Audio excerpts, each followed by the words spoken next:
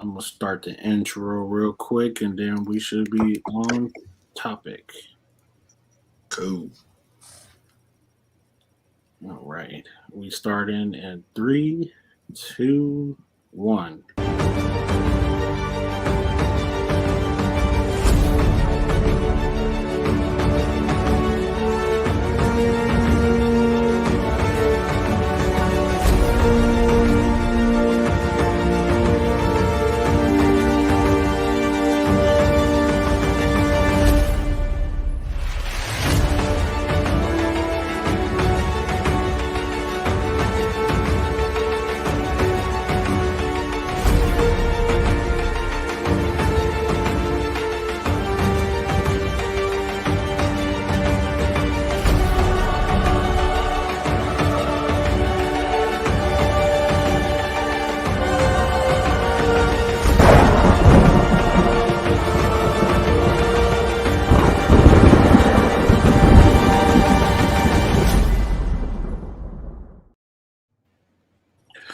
Oh yeah, ladies and gentlemen, we are back again. This is SNN Podcast, episode 7.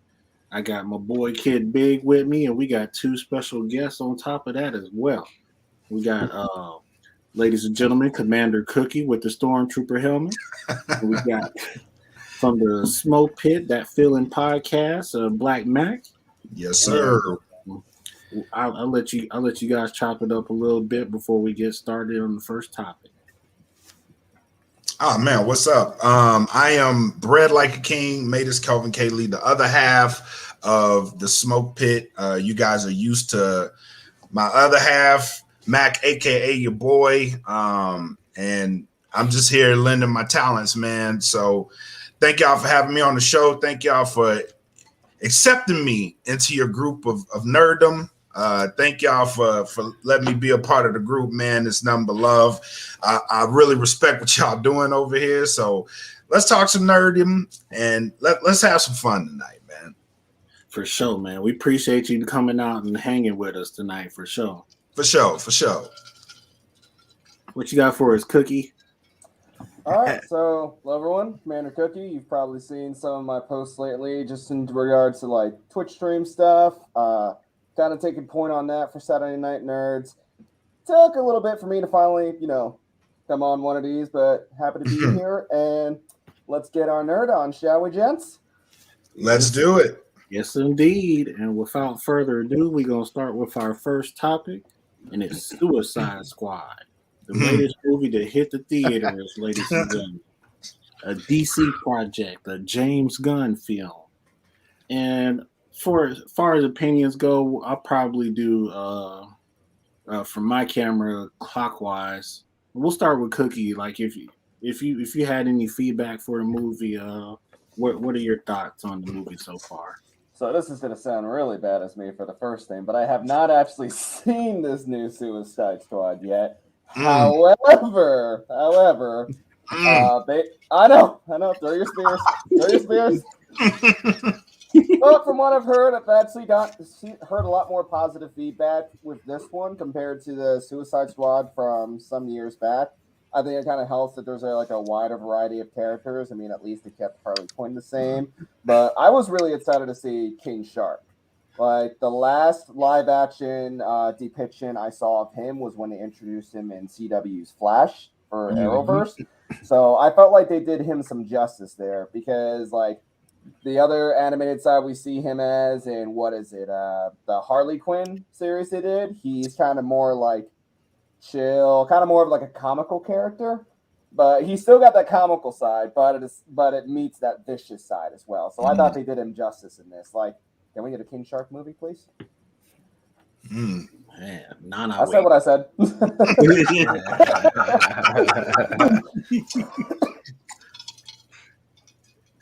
All right, Kid Big, what you got for us?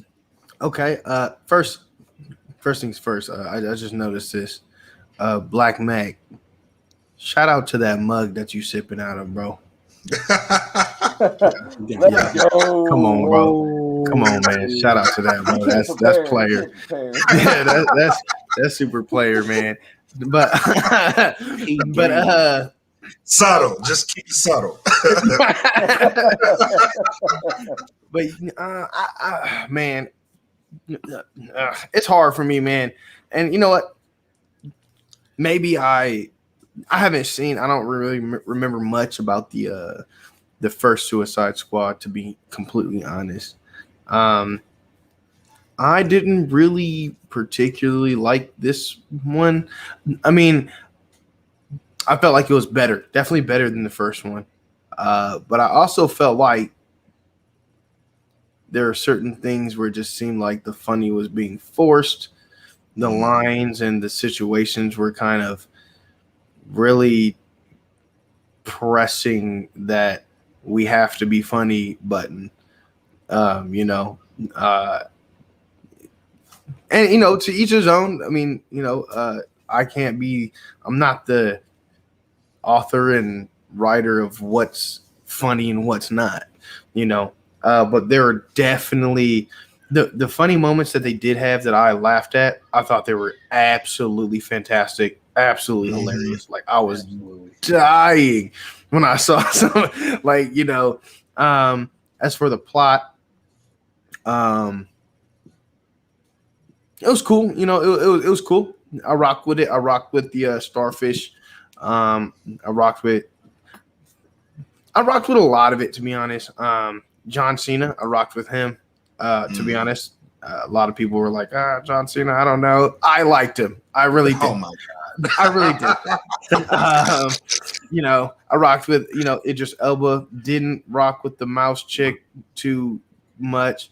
Loved the shark. I thought he was probably like my favorite dude in the entire movie. All in all, I just felt like it was below my expectations, but overall, it's a good movie overall. And without further ado, Blak Makk, what you got for us on Suicide Squad? Well, this may shock you. I actually liked the movie. Okay, I actually liked it. I actually liked it. Where Kid Big and I agree, I do feel like they did force a lot of it. But my expectations for this movie was actually low, and it's because it was a DC movie. Now, granted, they brought in the big gun, no pun intended. They brought in the big gun. They brought in James Gunn, and they said, you know what, you had success with Guardians of the Galaxy. Let's see what you could do here. Which it felt kind of like a Guardians of the Galaxy movie. It did. It had that feel to it. This is one of the few DC movies that actually told a decent story. It wasn't a great story, but it was a decent story. At least you know why they were there. Some of the things like the reason Idris Elba is in the squad in the first place, right? They said, like, we're gonna send your daughter to prison, which is the same shit they told Deadshot in the first movie, right? Like, you're here, you need to help out your daughter, blah blah blah, and it just felt like Deadshot. But to that point, I was like, okay, well, fine, cool. I kind of let that slide. I let a lot of shit slide in this movie that I normally wouldn't. And it's because it's a DC movie, and I'm like, I've been really harsh on DC movies. I need to give this one a chance. I actually gave it a chance. It kind of met my expectations a little bit, so I'm not really mad at it. The Starfish was okay. It was okay. And what I felt is what they said in the movie. It was like they have a kaiju in the movie, and they were like, okay. They kind of hit me. They kind of hit me right in my criticism, so I can't really criticize it too hard. You know what I mean? Like a lot of stuff a lot of my knocks on the movie, they were kind of pointing out in the movie. Like, what the hell is this weasel doing in the movie? They kill him. You know what I mean? I'm like, that was clever, because I did not like him at all. And it was like they went into that knowing. Yeah. I was like, that was a good one. That was a good one. So we don't have to deal with him the whole movie. Because I was like, how the hell are they gonna make this work? Oh, they're not. They're gonna kill him. Great. Thank you. Now let's get on with the movie. so like Harley Quinn, she was her usual self. I wish they would have had some pans of the Joker because Harley Quinn really, to me, doesn't work without the Joker. You need that chemistry that they have, and I think because they didn't find a good Joker, that you're not going to see him in the movie. But overall, I actually like the movie. A lot of knocks I can give it, but hold on, I gotta go get pizza. 1 second. All good, man. All good. Oh, good. You got to get that nutrition in your system. You know. So, with that being said, I'll get my thoughts on it, and then we'll probably do like one more round for final thoughts on it since we got so much time left, and then we'll move on to the next subject after that. Okay. Yes, the Suicide Squad movie. I went in like. So I watched it. I streamed it via HBO Max. I had really low expectations for it, for the same reason Blak had, because it's a DC movie, but the only reason I gave it clout was because James Gunn came from all the way from Marvel, making that Marvel bread, and he said, "You know what? I'm gonna help DC out." And you notice it's a trend, like when people come over from Marvel, like DC doing good. Like Robert Downey Jr. came over from Marvel to give us Sweet Tooth, and that was a great series. And now James Gunn came over, and it's like the Suicide Squad is a hit. It's like it's doing terrible in the box office right now, but only because the streaming service is doing amazing. Yes. Yeah. They're not making money right now, but Suicide Squad is an absolute hit on HBO Max. People are going back to see it again and again and again. Yep. So when it comes out on DVD, I wouldn't be surprised if they get like a whole lot of people collecting on those DVDs or whatever they may have. Because it's one of those movies where like you could go back and watch it again just for the fuck of it. Like, hey, I ain't got nothing better to do. Like, I'm in the mood for a good laugh. I'm gonna go back and see it. And you know, John Cena carried the comedy for me.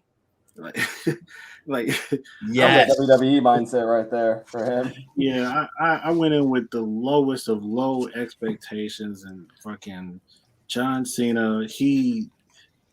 I wasn't expecting him to be this funny. I wouldn't expect him to be that good as a serious actor either, because when shit got real with him, I was like, whoa, I'm really buying what he's selling right now. So it's like John Cena is really showing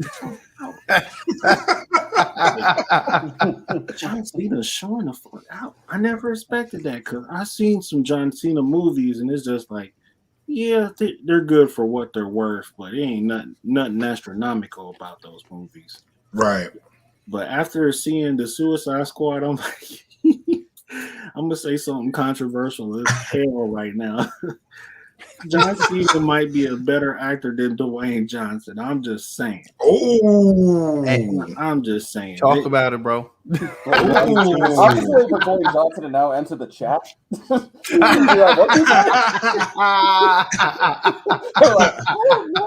Dwayne Johnson's catalog as a professional wrestler and actor, it never entertained me, because he's always side by side with Kevin Hart. And those movies, they succeed somehow, and Hollywood says, hey, let's make another one with those two.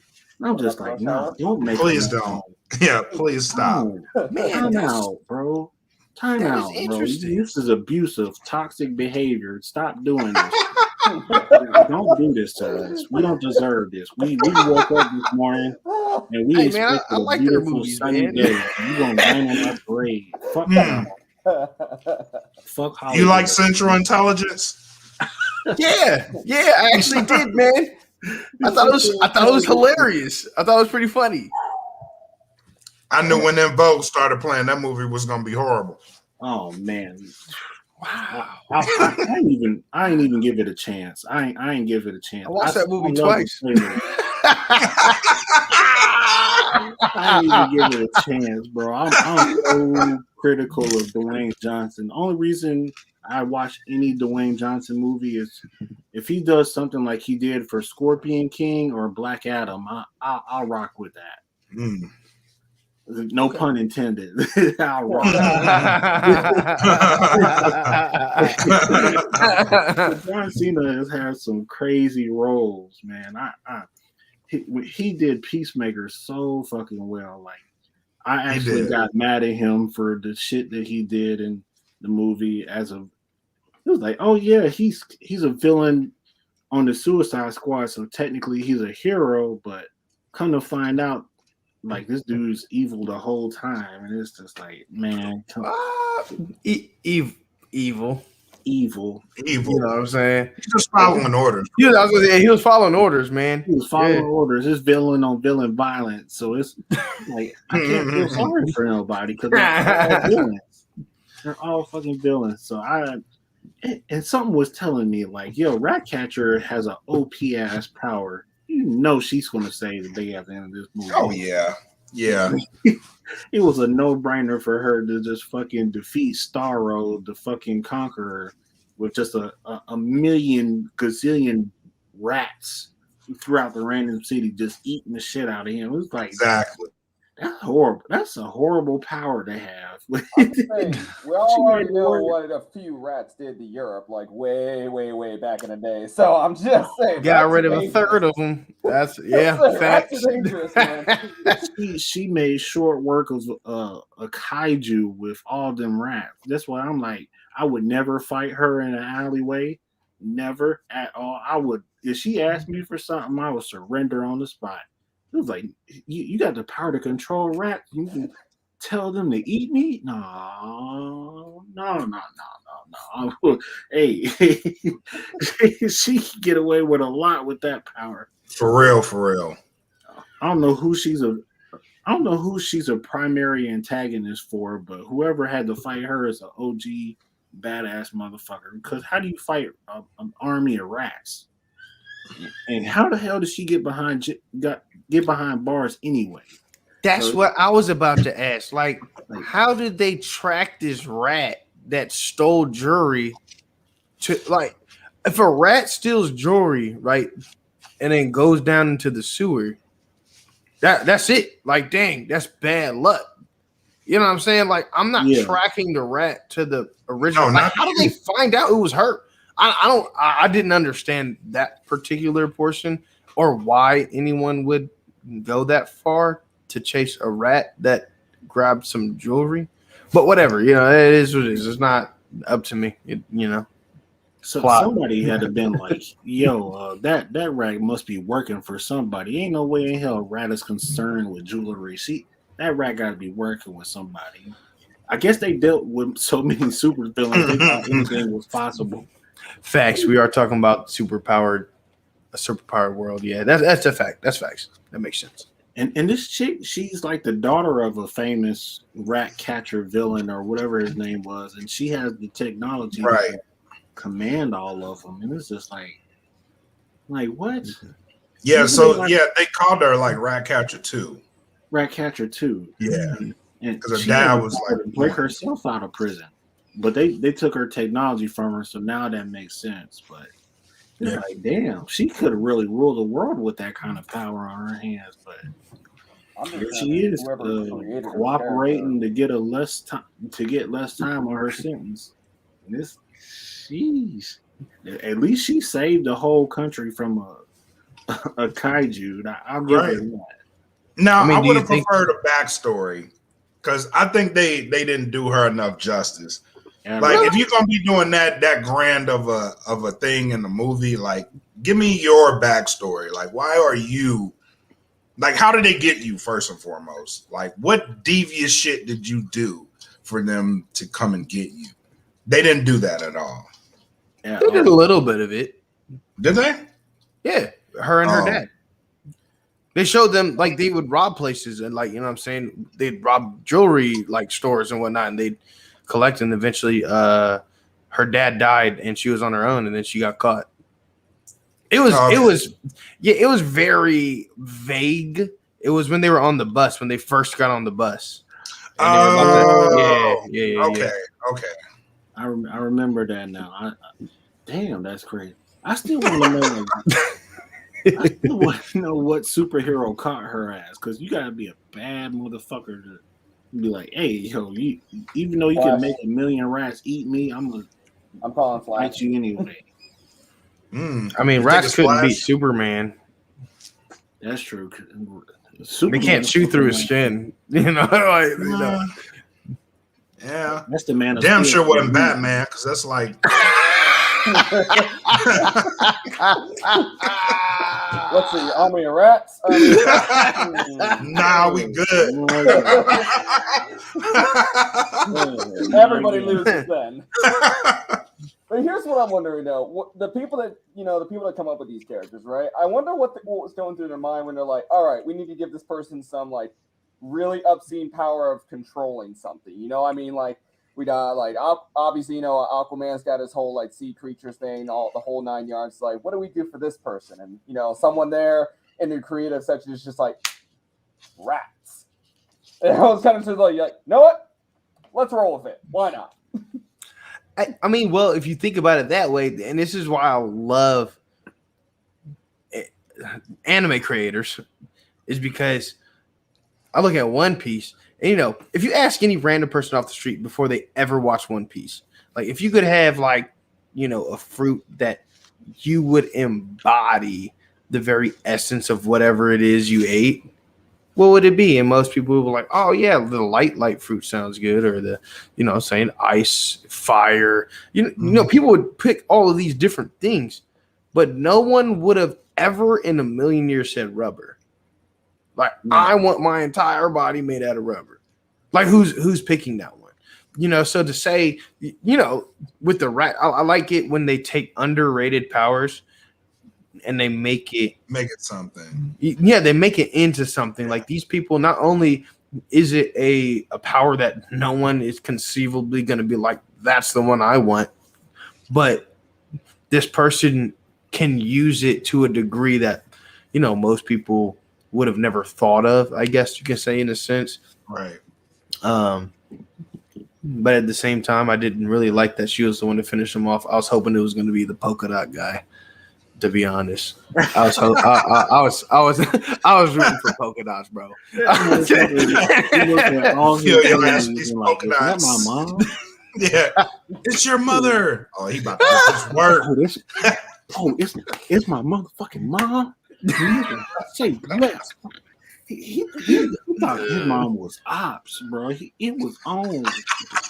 It was on site. It was on site.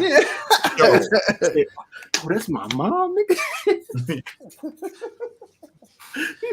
He was ready to kill anything that reminds me. It's red, blue, red, green, red. Bitch, you getting all these colors today. Fuck this bitch's life up. Like, damn. What does she do to him to make him that angry? What? Try to give him superpowers. Like, infected him with an interdimensional virus. Like, that made me pretty pissed off. I can tell you. It's probably like how you sit down with those math problems. Like, what's 5 plus 4? 8. Say it fucking again. It's not fucking 8. 7.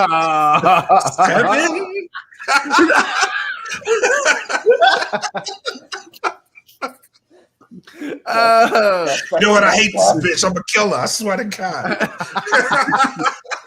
I want this bitch dead now. I need her life ended right now, bro. Nice. Yeah, man. Yeah. Damn, bro. You want so you telling me you want the bitch from Saturday Night Live dead, bro? Because your mom is the chick from Saturday Night Live. Yep. How do you have this much animosity towards her, bro? Right. Hey, so all around, like, what rating? A through F. For me, I'll go ahead and say the Suicide Squad might be a B- for me. Okay. Yeah. What you got, Cookie? Well, again, I haven't I haven't seen it, but kind of based on what everyone here is saying, I guess I could go like a C plus, a B minus, kind of, at least in terms like I have my own reasons for that, but I'll follow up with that afterwards. But yeah, about C plus to B minus. Okay. It's interesting because as soon as you said B minus, Cookie's saying B minus, C plus. I'm like, maybe my idea of these rankings aren't accurate. So I'm gonna go with a solid C. I'll go with a solid C or a C plus. Between C and C plus. That's what I'd say. True that. I'm gonna give it a B plus. There was a lot of things I liked about this movie, but there was a lot of things that I thought could have made this movie better. So I'm gonna give it a B plus because I did like it. Facts. Okay, nice. You said you gave it what, Tim? I said a solid C between a C and a C plus. So it's a B minus, C plus, and then solid C, and then B plus. Yeah. Yep. So on average, that sounds like a solid B almost. Yep. Almost. Yeah. Roughly. Yeah. It's roughly. definitely watchable. That it's not Oh, one of those yeah. ones like, oh, steer away. Like it's definitely like whether you really are passionate about that, like that series, or just want like an entertaining movie to watch. Like it's a good bet. Like Suicide Squad's honestly a very tricky one to tackle. So especially if they're trying to go with like old school or like the New 52 series. So New 52, like in some of the first issues, that you've got like Harley Quinn, but then they introduce like Black Manta, Joker's daughter. Yes, you heard me right there. Deathstroke. Like all these people coming together, right? And in the animated movies, like you actually see them portrayed pretty darn good. Like if they had the writers and the right actors to portray the characters from the animated movies into live action, I feel like they could do pretty well because the animated ones literally set up like a pseudo DC, like their own like little DCU type deal. Right. Because when you look at the Justice League movies, right? So when you look like Justice League War, Throne of Atlantis, the death of Superman, Rise of the Superman, leading up to even like Justice League Dark Apocalypse War, where they throw, my boy Constantine in there. But literally, like, so I went into that movie thinking, okay, this is probably just going to be another cheesy thing. Like, no, they went full send dark within like the first 20 minutes. I'm like, hold up now. Like, and even when they portrayed, like, they brought like the same animations for the Suicide Squad in there, like to where King Shark's literally fighting, just keeps saying King Shark is a shark, and Boomerang's like, can't you say anything else to that? And he's like, it was an honor to fight by your side. He's like, seriously, you can say other things. Like they threw the comedy in there, but also the seriousness, and I feel like. They try the DC movies. They always try to push these films without any like real backstory. So like you were saying earlier, like you wish with a lot of these villains or something like for how badass their powers are, we got some history on them. Like, hey, like why are they the way they are? So imagine if they were able to do like individual movies for each type of deal, and then bring them together, sort of like taking a page out of the MCU, but you're already getting your backstories. And you're setting up for a lot of this stuff. So I'm sure you've all seen the Snyder Cut, right? Yes. So how they did that was beautiful, especially how they went and brought in Darkseid. Because when that original one came out, and Steppenwolf was just like for Darkseid, I'm just like, like, where my boy at? Where he at? And it's like nothing. And I'm just like, oh, are you kidding me? Yes. And Snyderverse is like, hold up, I got you there. I completely agree.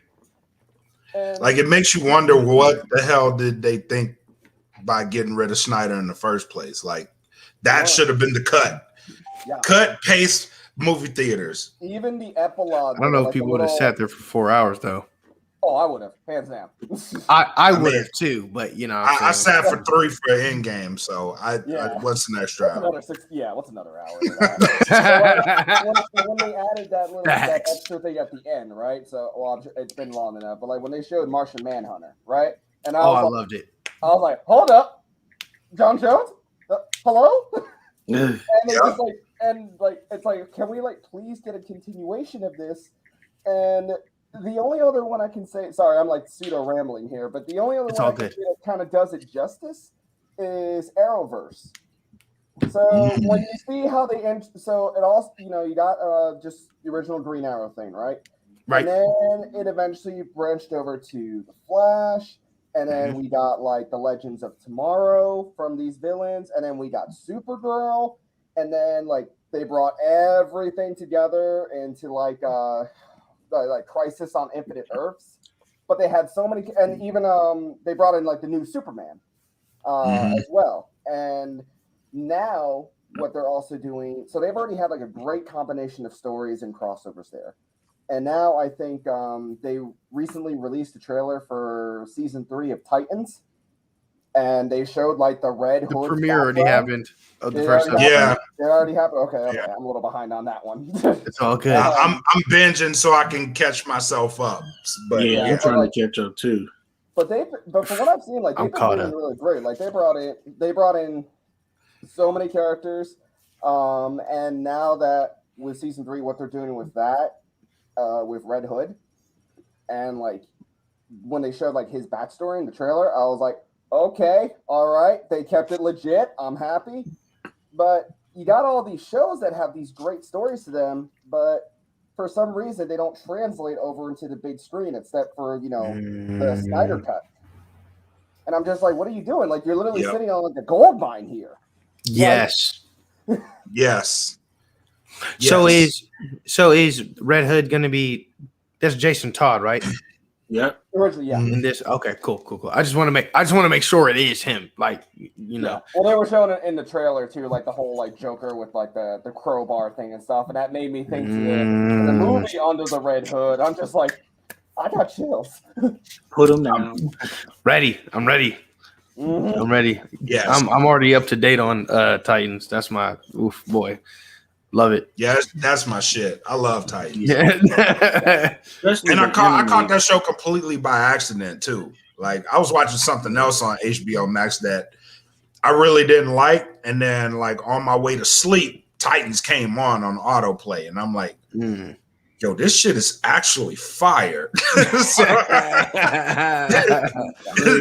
It's actually fire. So I'm binging the shit out of it. So they had so much controversy when they came out too. It was everybody seen the photos of Starfire and what her concept outfit was.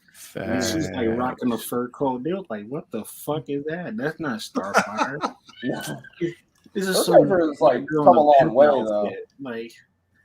And nobody promoted it since then. So I was scared to watch it for a while. I just started it, and now I'm like, okay, Starfire is actually pretty badass. You watch those episodes, and then you keep going.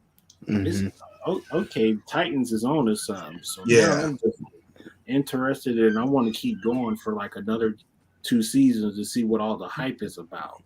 I need another season of Young Justice. I need a season 4 to come out. Please. Top tier animated. Top tier.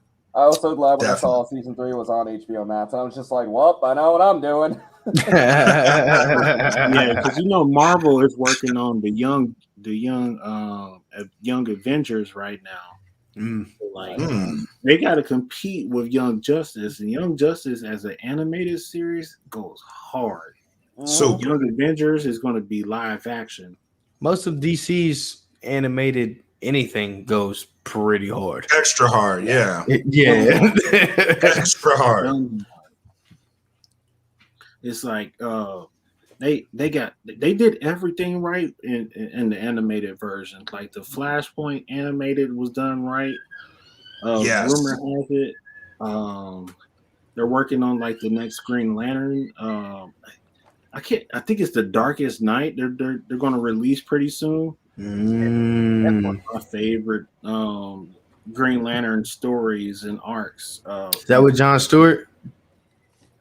I think it's a little bit of all of them. Okay. Al and The Darkest Night. I think it's revolves around all of them, and it's a big ass war. So we get to see that in animated form, and that's going to be nasty. The Lantern universe itself is just crazy. Yeah. If you've seen Flashpoint animated, you know how well Darkest Night is going to go. Mm-hmm. If it's anything like Flashpoint, Flashpoint is hands down one of the best animated DC movies out ever. Like I could watch that at any time and be satisfied. Yep. And they're doing a live action version of that. Like the next Flash movie is going to be Flashpoint. So it's just like they fucked that up. Upset. Please tell me they at least, Aquaman, like Wonder Woman, they're gonna keep them the same people. Please, if they're doing that live action, please do not miss Snyder. Please come back. It's gonna be like live action. This guy. Right. Only thing is just like Amber Heard is Mara. As fine as she is, it's too much controversy around. But here's the saving grace, though, about Flashpoint: she gets beheaded. Yes. It's literally a win-win, right? For people that either don't like her or like the actual how the story goes, I mean, everyone's happy. For Johnny. She completely dead. Do this for Johnny. For Johnny. Literally would go to that theater with a sign that just says, for Johnny. The true fans will know what I'm talking about with Mira. It's crazy because like Aquaman is having an affair, a whole fucking affair. He's cheating on Mara fine ass for Wonder Woman's fine ass. And it's just like jealousy leads to Mara getting her head cut off. Aquaman blames Wonder Woman for it, so now it's Amazonian versus Atlanteans, and it's all Flash fault. Well, here's what I don't get about this, right? In terms of Flashpoint, and maybe it's because I'm thinking live action version and that, but so Amazonians super strong in general, right? Cool. They still only got like bows and arrows and swords and shields, right? I'm talking like Greek hoplite style warfare combat, and then you got Atlanteans that literally have like beam rifles and ships and all this stuff. How is there a stalemate in a war between those two? Even with mythical creatures like, oh, you have a Cerberus? That's cute. Beam laser. It's like freaking, like, what is it? Anchorman with the gun from the future. Like, literally, it's like, how? I'm just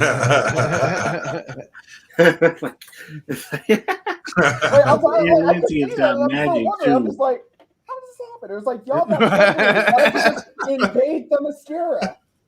Now that I think about it, though, like the Themyscirian people, they have like Greek mythology, and the Atlantean people, they're just really advanced. They're a really advanced civilization. So it's just like the motherfuckers understood magic, which is technically science, but it's that versus Greek mythology because they got Hades and Hermes was around at the time that Themyscira was prominent. It's just like.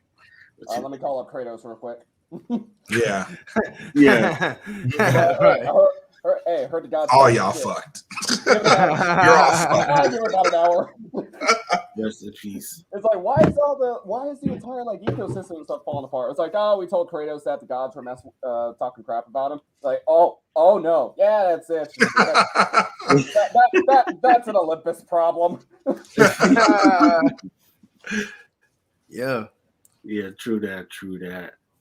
Shoot, if that's all of our final thoughts on that, then we can finally move on to the next subject, which is gaming. Do it. Okay, here we go. This is for all my gamers out here.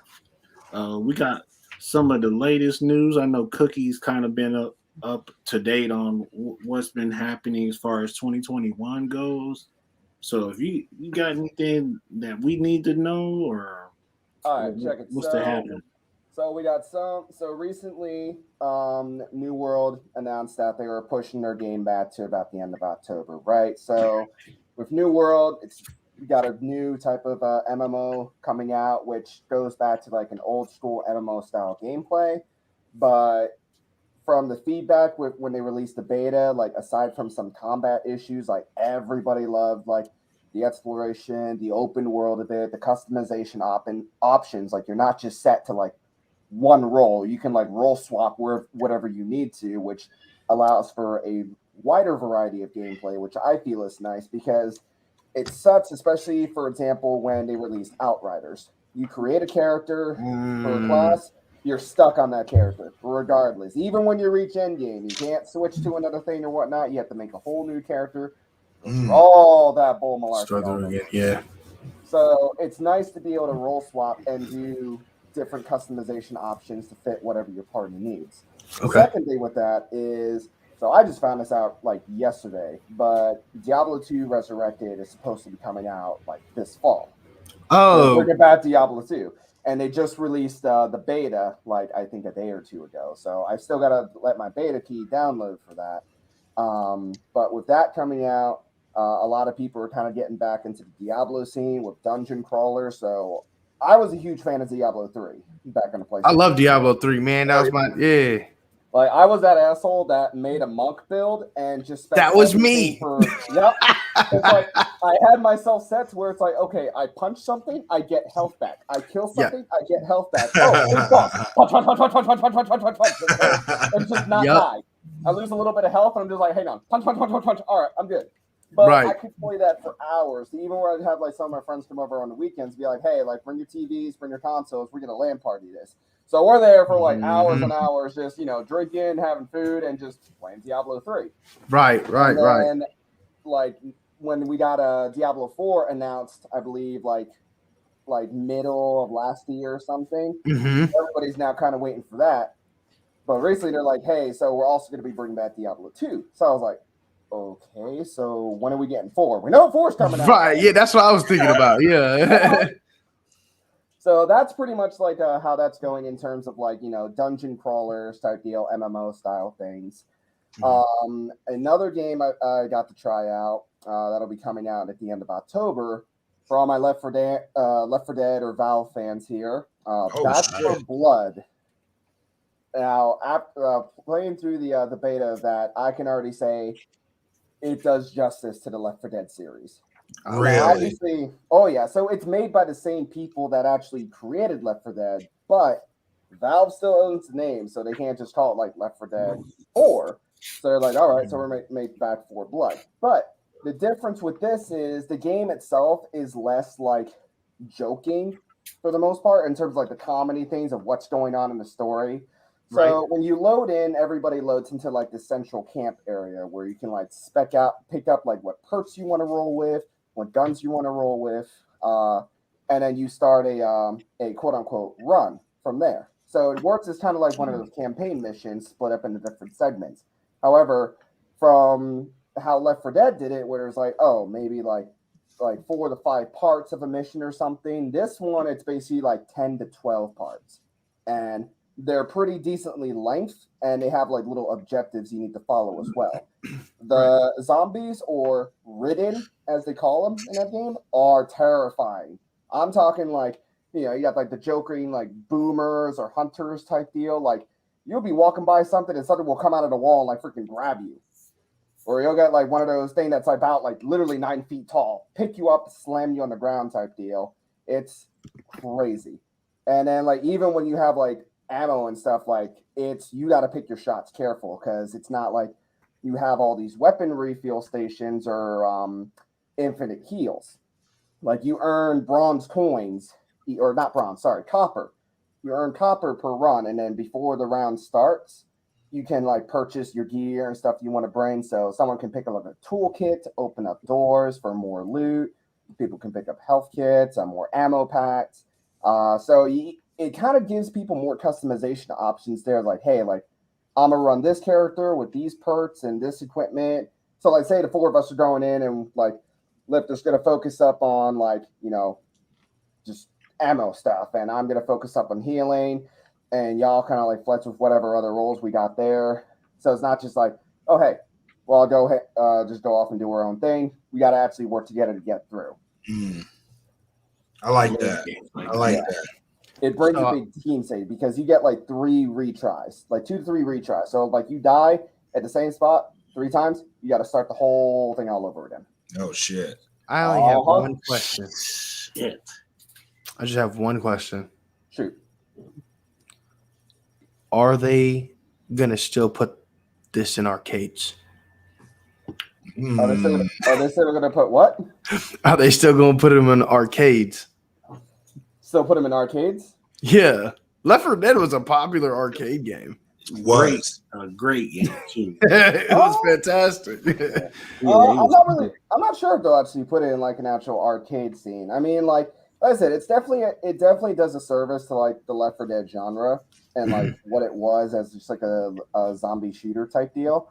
Right. But it's got more like the dialogue between the characters is funny, but it's less of like a comical scene per se. Like there's some jokes there's some jokes and references to like Left 4 Dead. So in one part of the map we were playing, there's a truck where we just hear all these constant squeaking noises. Which for anybody that played Dark Carnival and Left 4 Dead 2, when they had the zombie clowns and they got the squeaky shoes, and I'm thinking to myself, please no clowns, and I'm already terrified of clowns as is. So it's a bad day. Never bring me around clowns. It's a bad day. I will literally just go running the opposite direction and then not stop.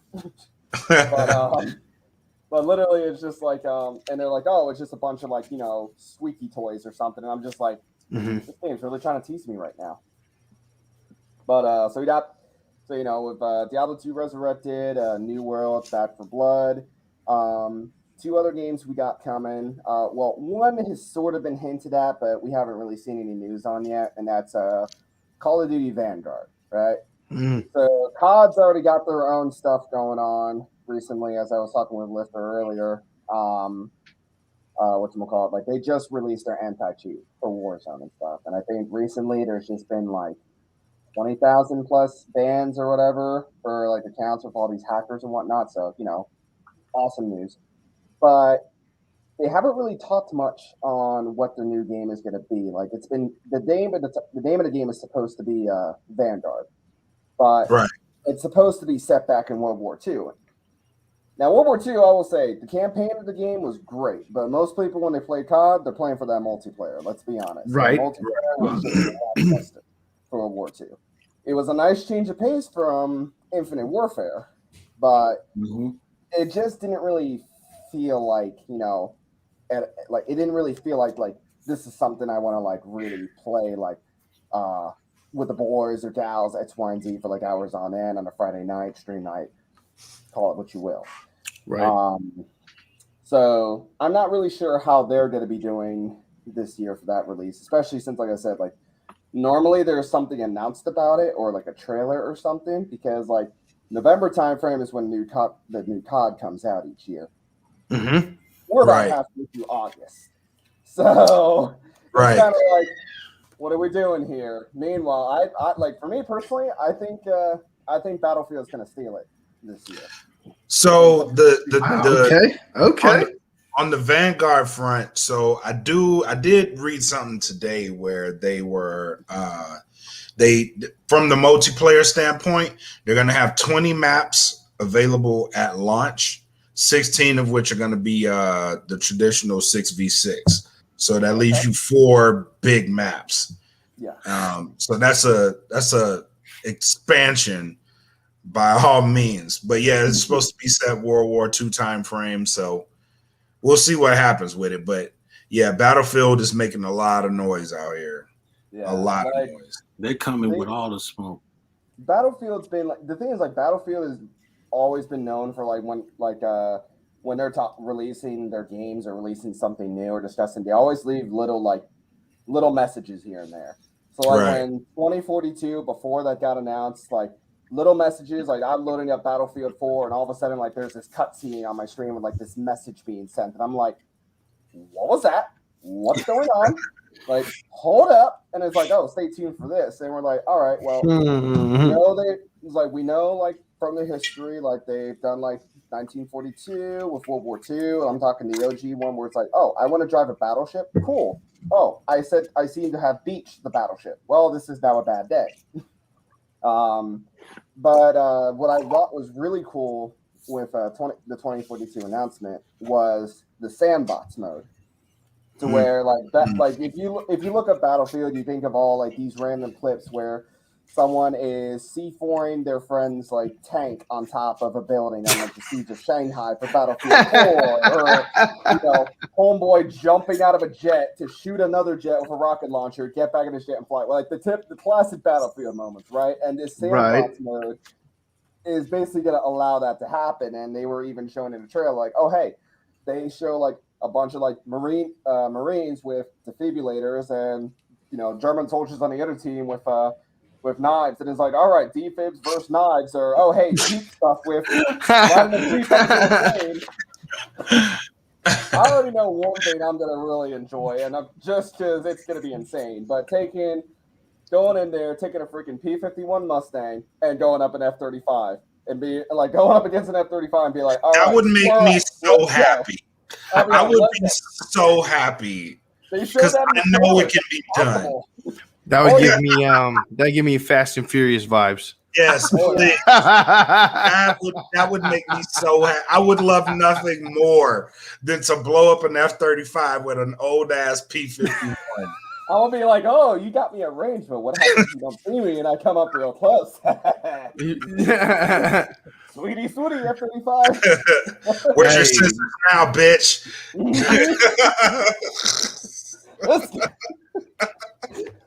So, are you guys a fan of MOBAs at all?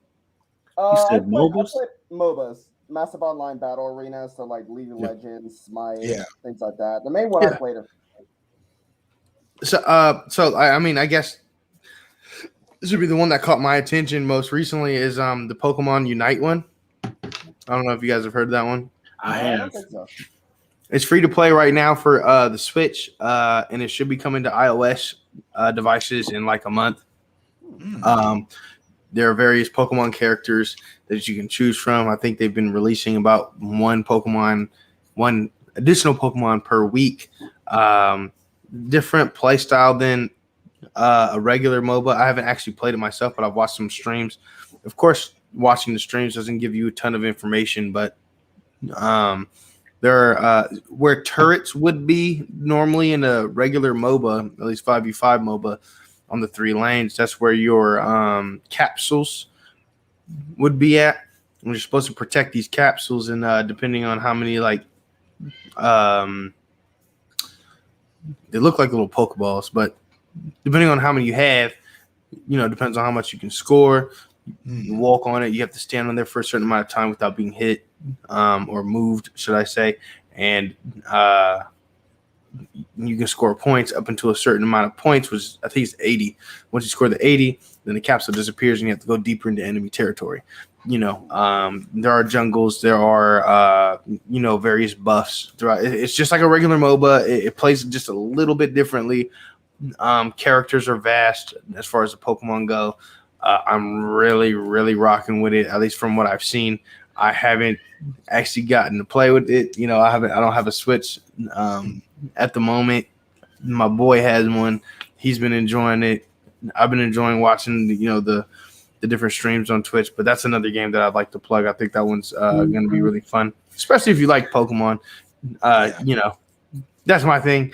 I know Deontay, Straw Hat Poppy up there, you know what I'm saying? We on the Pokemon Go. You feel me? Are you really? Oh, yeah. What team are y'all on right now? I'm Valor, bro. I'm Valor as well. Yeah, we Valor all day. I'm joining y'all. Listen, I've been trying to find like a good team, but no one really plays that shit out here anymore, and there's shit everywhere. So, Literally. Dude, I have so many. It's crazy.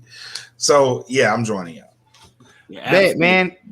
Hey, you missed raid day, bro. It was crazy out here on my side, bro. I got raid groups and stuff, and it's funny because so my boy lives out in on the East Coast, we'll just say. We ran into issues on raid day. There just wasn't enough people doing certain raids.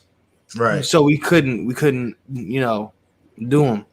Just the two of us. Like, no, there's no way we're gonna get these legendary guys or what have you. Right. When his ended, mine was still going. 3-hour difference, and it's based off of local time. So it's like, all right, cool. And Deontay knows because I was inviting him. He was inviting me too, and I didn't mean to ignore your invites, by the way. I just had like my entire day planned out already. Yeah. So like, you feel me? So at any rate, I was inviting him, well after his raid day ended, so like we're doing these raids. My problem was that everyone over here, and for some reason in Cali, everybody plays Pokemon Go still. Fuck yes. So when what I tell Cali you in? I'm NorCal, man. I'm up in Sacramento, close to Sacramento, man. Okay, I'm SoCal. I'm close to LA. Okay, so. Close to LA. Yeah, you like Temecula kind of deal, or no. I'm like Lancaster. Okay. Okay, opposite side. Yeah. Okay, I feel that. Hey, that's what's up, man. That's what's up. Hey, people out here be on the go, bro. They be on it out here. Yeah, it was a craze. It was a craze down here for like a couple years, and then it just died off. So it's hard to find people that still do it. Yeah, not at all. Like, bro, raid day was nuts. I was having problems inviting people because there were too many people already there. In the lobby. Shit. Yeah. In the lobby already. Yeah. Too many. Like there were times where I'd get into a lobby and invite somebody, and all the people that got invited, I would literally leave the entire lobby and invite a whole different set of people. Jesus. As long as I can drop people off, it's like they can get this guy because there's too many people here already. They don't have to leave. You know what I'm saying? It was like up here. It's nuts, bro. It gets real out here. I can see. Y'all have options too. Y'all have fucking options, bro. Oh yeah. The amount of legendary Pokemon that showed up here was like half of what was going on out there in Cali. I was like, what the fuck? Yeah, dude, I don't have to leave my house. Like all I do literally is just throw a lure out and just sit in my house. And like I will have like 5 or 6 of them just show the fuck up. And I'll be like, I gotta buy more Pokeballs. I'm like, this is bullshit. Bro, I take one trip. Like, Tim was about damn near 2 levels behind me until Pokemon not the anniversary, the raid days. Yeah, there were 2 raid days. It was the 5-year anniversary raid days. Yeah. And when that shit happens, this motherfucker went from like 29 to 36. God damn. Put me on. Bro, I'm gonna tell you, like when I tell you, the thing is that here, the reason why it worked so well for me was because I went downtown. I was also pretty early. I had a spot reserved. Bro, like I said, I had the entire day planned. So like I was good. Downtown here, there are just so many Pokestops and so many gyms. And so many things going on. So what happened was like, bro, I stand in one spot. I got 36 different raids ready to go. Yeah. So like take your pick kind of deal. But I had like when I say I had an entire day scheduled, I had 8 hours of my day. Well, dedicated. Technically like 12 hours, but 8 hours of my entire day completely scheduled of who I'm going to get, who I'm gunning for, and what I'm trying to get. And I check marked everything that I had. And yeah, it was one of those things, man. Yeah, it was one of those things. It was crazy. Yeah, bro. Shit. But Pokemon Unite, it's a MOBA. I love MOBAs myself. That's a really good one. There was another one I wanted to plug. I can't remember what it's called.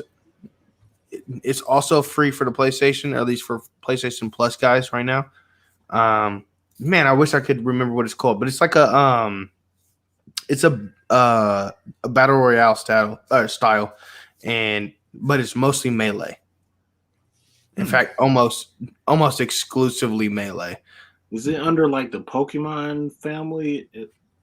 No, not that I know. No, completely different. PlayStation, so not Nintendo. Yeah, my boy just found it not too long ago. There's a vast amount of characters. I think there's like maybe 2 ranged people, but it's not crazy far range, and once once they get pulled up on, it's over. Like they don't last. They're too squishy to last in one of those arenas. But at the end of the day, what I know is that just about the entire battle royale hands. You got hands, and that's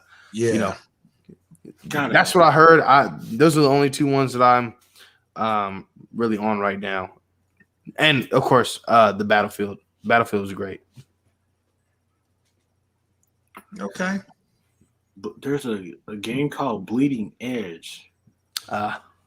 Oh, really? I didn't know that. Yeah, games like that don't do too well on Xbox. They do way better on PlayStation. And I don't know what it is, but like because I play both, like I would never play some of this shit on PlayStation on Xbox. Period. I would never touch it. And it's just like it's like a mental thing. Like I could see this game on Xbox, won't touch it. Like Red Dead Redemption. I play it on PlayStation. Won't touch it on Xbox. I have no idea why. Wow. Okay. I'm kind of the same way as well. And I think for me personally, it has to be the controller because the Xbox controller is a different mindset altogether. Yeah. It's a whole different mindset for those controllers. And since I got exposed to the PlayStation 1, I haven't looked back since. Like I played Xbox for like Halo series and all that, but because that's an exclusive. But as far as everything else, if you could play it on PlayStation and Xbox, 9 times out of 10, I'm going to play it on PlayStation. On PlayStation, yeah. I'm the same way. The only thing that keeps me on Xbox is Halo. That's it. Mm-hmm. Really? That's the only reason I will go back. And if Halo Infinite don't do me justice, I'm leaving Xbox altogether. That's it. I feel like the dynamic was to change. So a lot of people. One thing Xbox was known for, number one, it was Halo. Obviously, that's what brought the masses. The PlayStation kept it going with the different games, especially single player games and things of that sort, the storyline based games that they were doing. Xbox always had the specs and the processing power and what have you, but they didn't have really, quote unquote, I'm going to put quotes on this, good games. And trust me, I'm a PlayStation guy. Mm-hmm. The thing was that if you're talking about competition, what I've always known was that Xbox, if you really wanted to be that guy, on console, I'm not talking. This is excluding PC, guys. So so we're all clear, excluding PC, console only. First-person shooters belong to Xbox. If you wasn't ranked on Xbox in the first-person shooter, then you were trash. You could be ranked number 1 on PlayStation, like.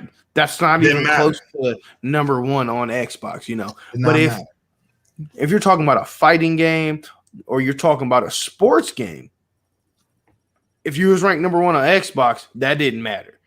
You needed to be on PlayStation to get to get the real competition. It's still like that. It's still like that. Like the 2K players, you trash if you're not on PlayStation at all. Facts. You guys see that question pop up? I honestly can't. I would have to say. So the question is, so what's your favorite studio when it comes to game or to development?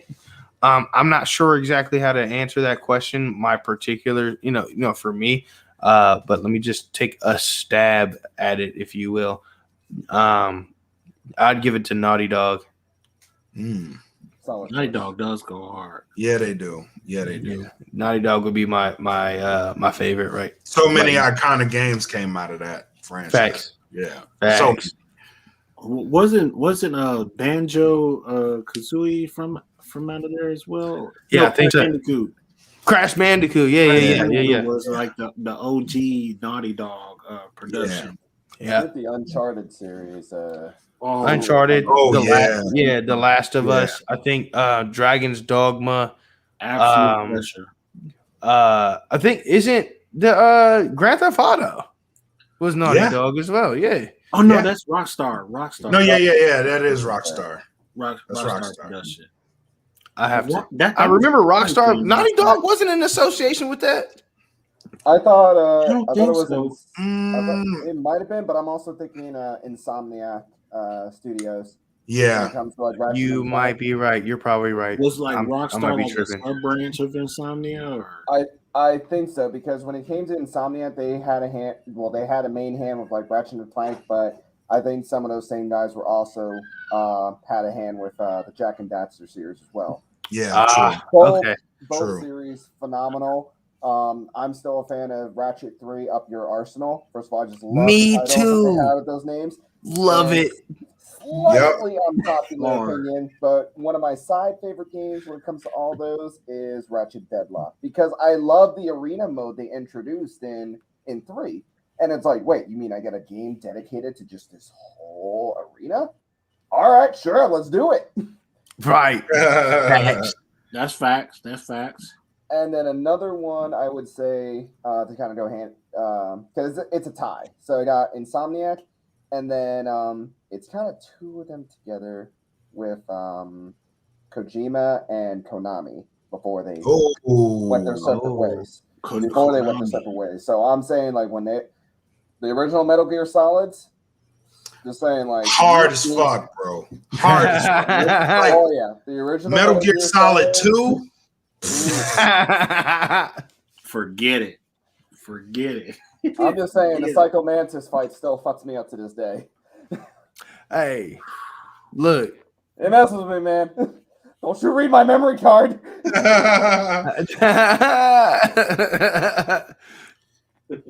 Okay, so it'd be Insomnia and Konami and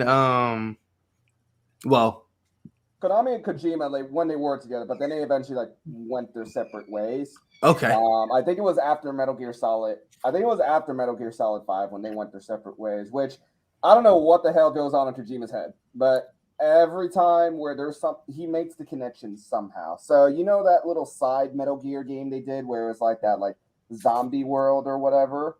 Okay. Well, at the end of that game, you have there's a few options you have in the game. So you can choose to like run away from that parallel world type deal or try to stay and fight. If you go through the portal and leave, it turns out you're that wandering mother base soldier that freaking Snake runs into when you're playing Metal Gear Solid 5 and you have that mission and that soldier's going deranged. Yeah. And when you play the game, it's like, well, no shit, you're like this with that stuff you've seen over there. Yeah. Oh my god. Okay. Like I played through all this just to find out that was an actual backstory for this. Like you made that canon, and don't even get me started on freaking like Death Stranding. That whole he will mess with your head. Okay. What's a piece of Death Stranding, bro? For real. Okay. For real. What about y'all? Like, you know, any particular ones that you guys Capcom find as your favorite studio? Ooh, Capcom. Capcom's okay. Capcom's gotta get up. If it's not honorable, mention definitely top 3 or top 5. I'd say top 5. Like, isn't Capcom responsible for the entire Resident Evil series? Yes. Resident Evil. It does. The entire Resident Evil series fell under Capcom, and that was genius. As far as like zombie games go, that had to be like the godfather of zombie games. That had to be. 1, 2, 3, hands down. Yep. Like it doesn't matter what platform you played it on or what console you played it on. Like Capcom has some trash, but Resident Evil changed the fucking game. The only thing I will say that they didn't do so hot on was Dark Side Chronicles on the Wii. That was basically an arcade game. So like, put me in an arcade machine playing that, that's fine. But you have me sitting there with a Wiimote just shooting through everything and just whenever the spiders came, I just flung the Wiimote like side to side because I was Yo, Capcom didn't give a fuck though. They were in most of the arcade games back in the day, like the 90s and shit, probably like late 80s too. Like Capcom was in everything arcade. Yeah. But I gotta give them they props for that. Just because even if they had some shit that sucked, like the first thing I've ever played had to have been Capcom. Facts. I feel that. I really feel that. Yeah. The first thing I've ever played was a Capcom game. Okay. Yeah, man. All right. My experience with Resident Evil though. Hey man, Resident Evil, like you couldn't play that shit in the dark at a certain point, like at all. Facts. I dare you play this shit in the dark. You play this shit in the dark, I'll give you $20. Like no, maybe try to stream at Halloween. I ain't making it. You know what I mean? I'm gonna need $200. I'm gonna just say this. I actually did one of the recent ones. I mean, I guess when I was younger, maybe not. But one of the more recent ones, I think it's Resident Evil 7. I think it was 7. One of the more recent ones. Let me say that. Brother-in-law had it, and we was over there, and they were kind of stuck, so they asked me to play. but it was super late, right? And not only that, I had to do it on VR. Ooh, no. Hey, hell no. Hey, man. No. Hey, I ain't gonna lie, bro. It was trippy. No. It was trippy. It was crazy, bro. Y'all can kiss my whole asshole. I'm not playing that. Thank you.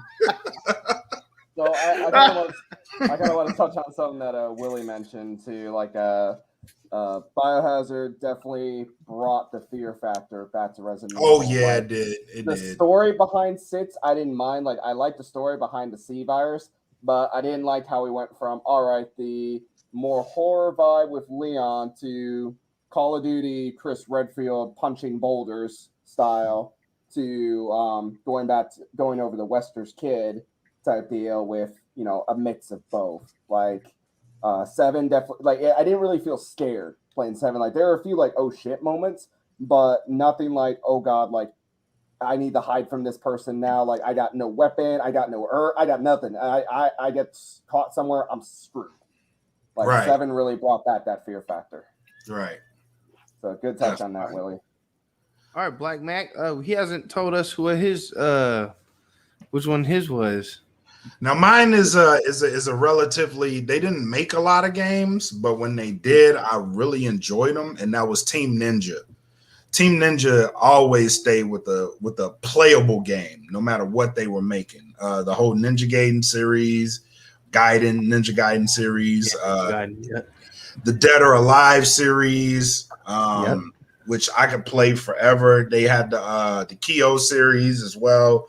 1 and 2, I enjoy both of those. So that's my pick, Team Ninja. Plus their processing times, I don't know what they do. Their processing times are really fucking fast, no matter what console they're on. They have some, like, you don't have to wait to play the game. It's like pick, go, and level, go. Like, you know what I want as a gamer. I want little load time. You know what I mean? And you're going to give me that great gameplay. Graphics are going to be good. Environmental is always like usable in all of their games, and that's a plus for me. So Team Ninja is probably my pick for what I want out of a developer.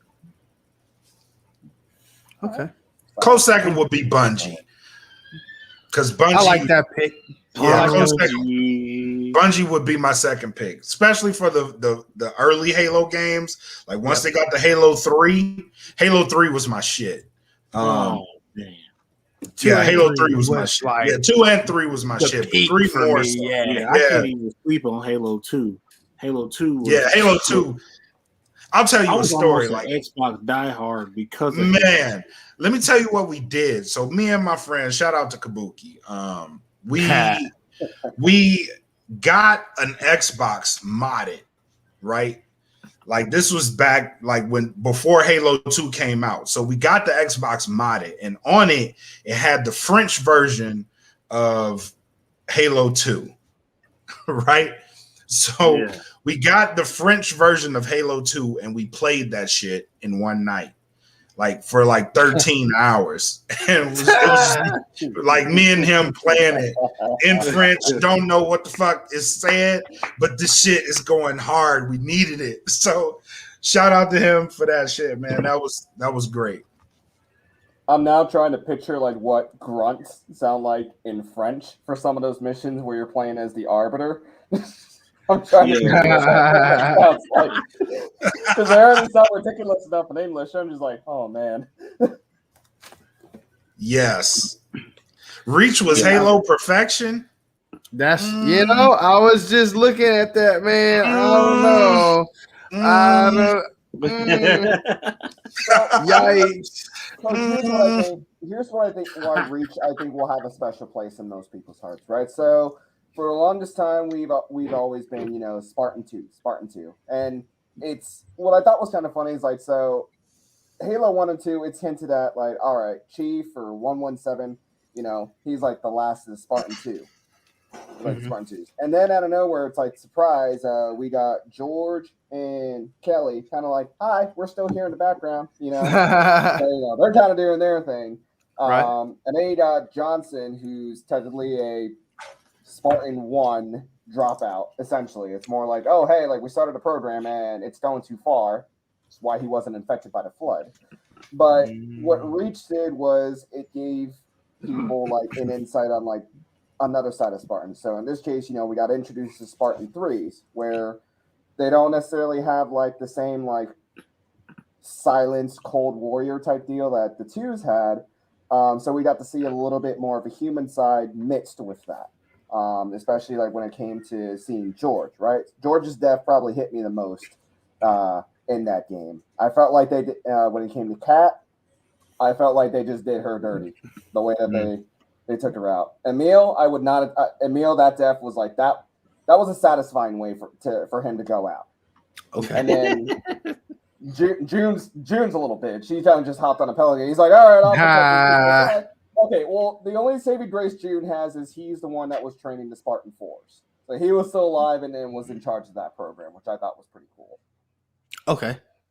But Reach, like what hits the most with that story is like, how it's going to end, right? So like you're going through all this effort, doing all these things, and no matter what you do, like, Reach is going to fall. So it's just a matter of like, okay, like when like Willie posted it, like, survive. Like at that point, it's like, look, I know I'm dead no matter what I do, so I'm just gonna take down as many of these elites as I can with me. Like right at that point. So you start blasting whatever song you need to, freaking I'll go back to freaking Blow Me Away by Breaking Benjamin from High Charity and be like, all right, let's do this. Bring it. Hey man, if I'm looking for survival in a Halo game, I'm just gonna play ODST, bro. ODST is also pretty spot on as well. Yeah, I actually rock with ODST. ODST was my those waves, the way they set that whole thing up. It was challenging, man. It was finally a challenge amongst most of the other ones.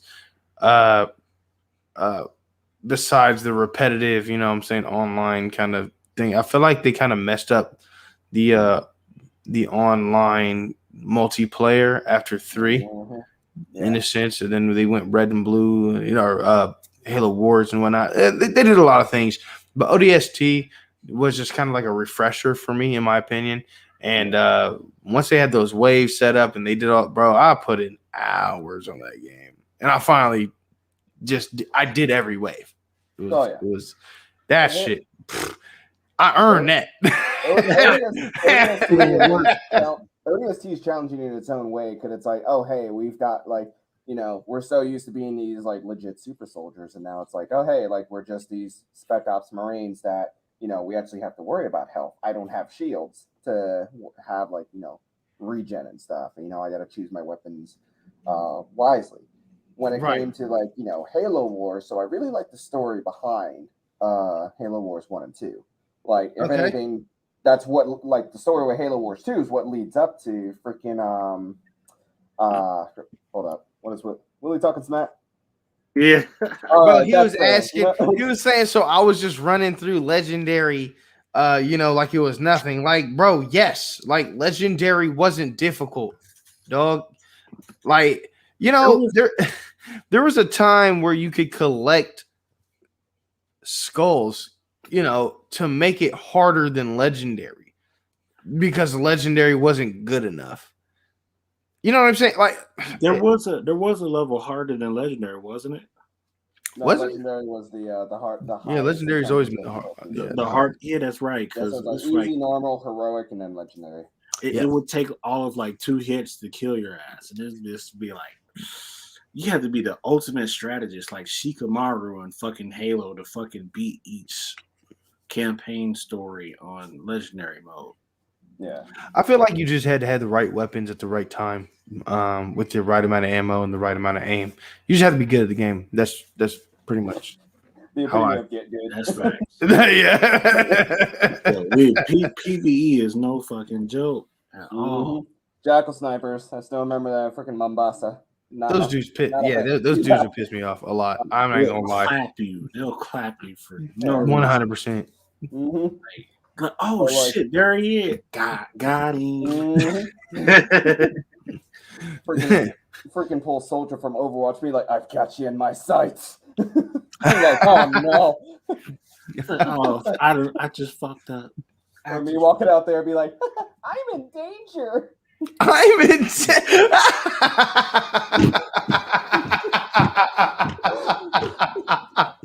Oh goodness. Oh, that was good. Well, I kind of wish that they did like the Halo Wars 1 and 2. I almost wish that they had done them as first-person shooters. Because like the story behind them was pretty good in general. Like, all right, cool. Like the first one, they're trying to activate this artifact so they can get like some fancy new like ships. And it's like, oh hey, we'll use these outlines for a new fleet. And I'm just like, oh, that seems problematic.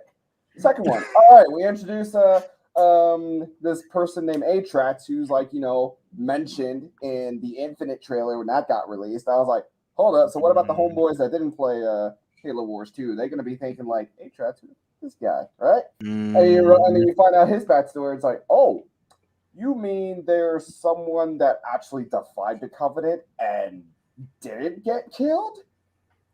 And they actually were afraid of him? Meanwhile, Arbiter's in the background, like he's like, am I a joke to you? Am I? I mean, we hear about this great schism and all that and everything. It's like, oh, the shipmaster, they outnumber us 3-1. Then it's an even fight. And then, all of a sudden, Atrax is here, like, hey, I took a bunch of brute boys. We looted some of your factories, killed some grunts, hired some Sangheili mercenaries. Come at me, bro. Come at me, bro. Meanwhile, Hacho was like the San Shayun, which were the name, like the species for like the prophets and stuff. They're just like, all right, we're not gonna mess with y'all. Bye bye. Like y'all do your thing. We good. We good. Okay, yeah. And here goes another question. All right. So, what publisher are we staying away from when it comes to games? That's a tricky one. That's really tough. That's really tough for me, because I don't particularly have games or publishers or developers or anything like that I actually stay away from, and it's only because for me, when it comes to video games, at least when it comes to games, I like to explore. Yeah. No, I'm not going to be out there trying every single game that I see, and I'm not looking at every developer. Yeah, I'm not looking at every developer and every publisher that comes out with things. You know what I'm saying? Which is also why I gave, Modern Warfare another try. I hated the last 3 that came out, and I didn't have to play all of them to really know that. I'll try it out. Or I'll know somebody who has it, who got it, and is like, hey, you want to try it or whatever. They enjoy it. Maybe I won't. Whatever the case may be. But at the end of the day, I'll look at trailers, I'll look at reviews, I'll look at streams, I'll look at a bunch of things. I'll do my research. If it's something that I don't already feel like I have a high regard for or want to try myself, there's always going to be a way for me to test it in some way, shape, or form. So I can't say that I stay away from anything. I like to at least give everything a chance. Okay. At first, it seems like we lean towards Activision and Blizzard, but now that we know more about Activision and Blizzard, it's just like that's the publisher that I could stay away from. Facts. Mm-hmm. I think Blizzard. Like aside from like the Activision and Blizzard one, another publisher I kind of saw myself not really playing their games as much, and that's like the Koei. I think it's like Koei Tenko / Wayforce. So the people that made like the Dynasty Warriors, Orochi games and stuff. Now, as a kid, playing Dynasty Warriors 3, Dynasty Warriors 4, just the whole hack and slash thing, that was cool. But I feel like every time they've released like a Dynasty Warriors game since, it's kind of been like lackluster. Like the last one I played was probably back in like 2011, 2012, and that was Dynasty Warriors 7. I think in terms of the series, that was the last like good one. Because they start, and then after that, it was kind of just like rinse and repeat. One of their more semi-successful platforms, I think, is between Warriors Orochi and Samurai Warriors. So recently, I think Samurai Warriors 5 just came out, and it kind of focuses on the story between Oda Nobunaga and Akechi Mitsuhide, from like when they were younger to like when the incident at Hononji. What I thought was cool is like, cool and not so cool. So like they have like DLC already like planned out to be released in terms of like characters and stuff. What I thought was cool, especially with all the different anime and stuff that's come out this year, is that they're going to be releasing Yasuke as a character to play as. So I thought that was pretty cool in terms of like, all right, cool, you're starting to take all these figures and actually bring them into the game now. But I feel like because they've focused so hard on Dynasty Warriors over the years, that they've been able to put a little bit more effort and whatnot into Samurai Warriors. And then when they did like the Orochi series, you got the Samurai Warriors roster, the Dynasty Warriors roster, as well as like all these sub characters from their other games. So I think they did, I forget the exact name of it, but it takes place during like the 100 Years War. And your character, you create a mercenary, and you can fight for either like the English or the French type deal. And then they expanded upon that game, and now like they're adding dragons and all sorts of creatures in there. And I'm just like, hold up, since when did Joan of Arc have an army of dragons back in here in this? Like, I don't know what's going on. Japan be wilding right now. But in terms of like companies, I think that's the one I kind of found myself kind of stepping away from, just because like their games weren't just like as appealing as it used to be. Like it just seemed kind of like a rinse and repeat, which I mean, it still sells. So, people are still going to buy that if it interests them. But for me, it's just, it's not as entertaining. Now, Asylum. Oh man. If y'all play, like Lifter, exactly where I'm going with that. Persona, Catherine was it for me. Catherine was it. Mm-hmm. That's what I did. Catherine. That was a trap too. Somebody set me up and said, "Hey, you should try Catherine." And I'm like, "Oh yeah." Game. Gotcha. Yeah, they told me it was like, "Hey, you like puzzles and stuff? Like, try this out." I was like, "Yeah, sure." And I'm playing through this. I'm like, "What the hell am I looking at right now?" I'm like, why are there a bunch of sheep? Like, why am I learning about alcohol and all this stuff? Turn this game off real quick. My little Christian soul. This is like Leisure Suit Larry almost. Like you gotta be old school to know who Leisure Suit Larry is. For real. That was my shit. Oh man. I don't know how that game wasn't banned from the world. Japan had multiple games just like that. America only had just him. But he was such a douche, though. He a huge douche. Huge douche. America said, hold my beer. We're going to create the perfect asshole for y'all. You just wait. And we'll give him scenarios to where he could be an asshole, even greater than he is. I'll give him some mini games to help his sperm. Yeah. I just like how at the end of Catherine's idea, it's just like, all right, I can either be like the good noodle and try to stay faithful and have like the more positive ending, or it's like, okay, I'm gonna take the hardcore negative route and basically just end up becoming the Demon King. I'm like, damn, this took a real hardcore turn. Yeah, it did. You're either gonna be a villain or you're gonna be a mega villain. So hell yeah. So for me, the publisher that I definitely want to stay away from right now is EA. EA is murdering me right now. And it's not just on the game fronts.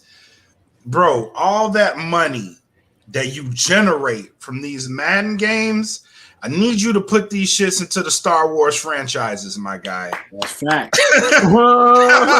Facts. I need you to give me a good Star Wars game, please. You didn't like Battlefront 2? No. What? It was cool. It was cool. But listen, man. Listen. I enjoyed it. I enjoyed that one a lot. Listen to me. Listen to me. And I want this to be as clear as possible. All right. Okay.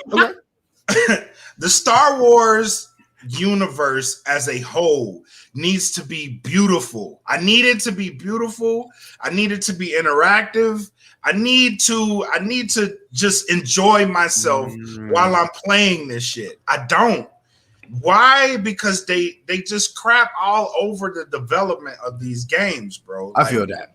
Anytime I feel like I'm unlocking something, it's just like, this shit ain't even worth it, bro. Like, I gotta do a side quest for this motherfucking thing that I don't want to fucking do. Just give me the fucking power, bro. Like, I need y'all to come up with a better system on how y'all promote these shits. Like,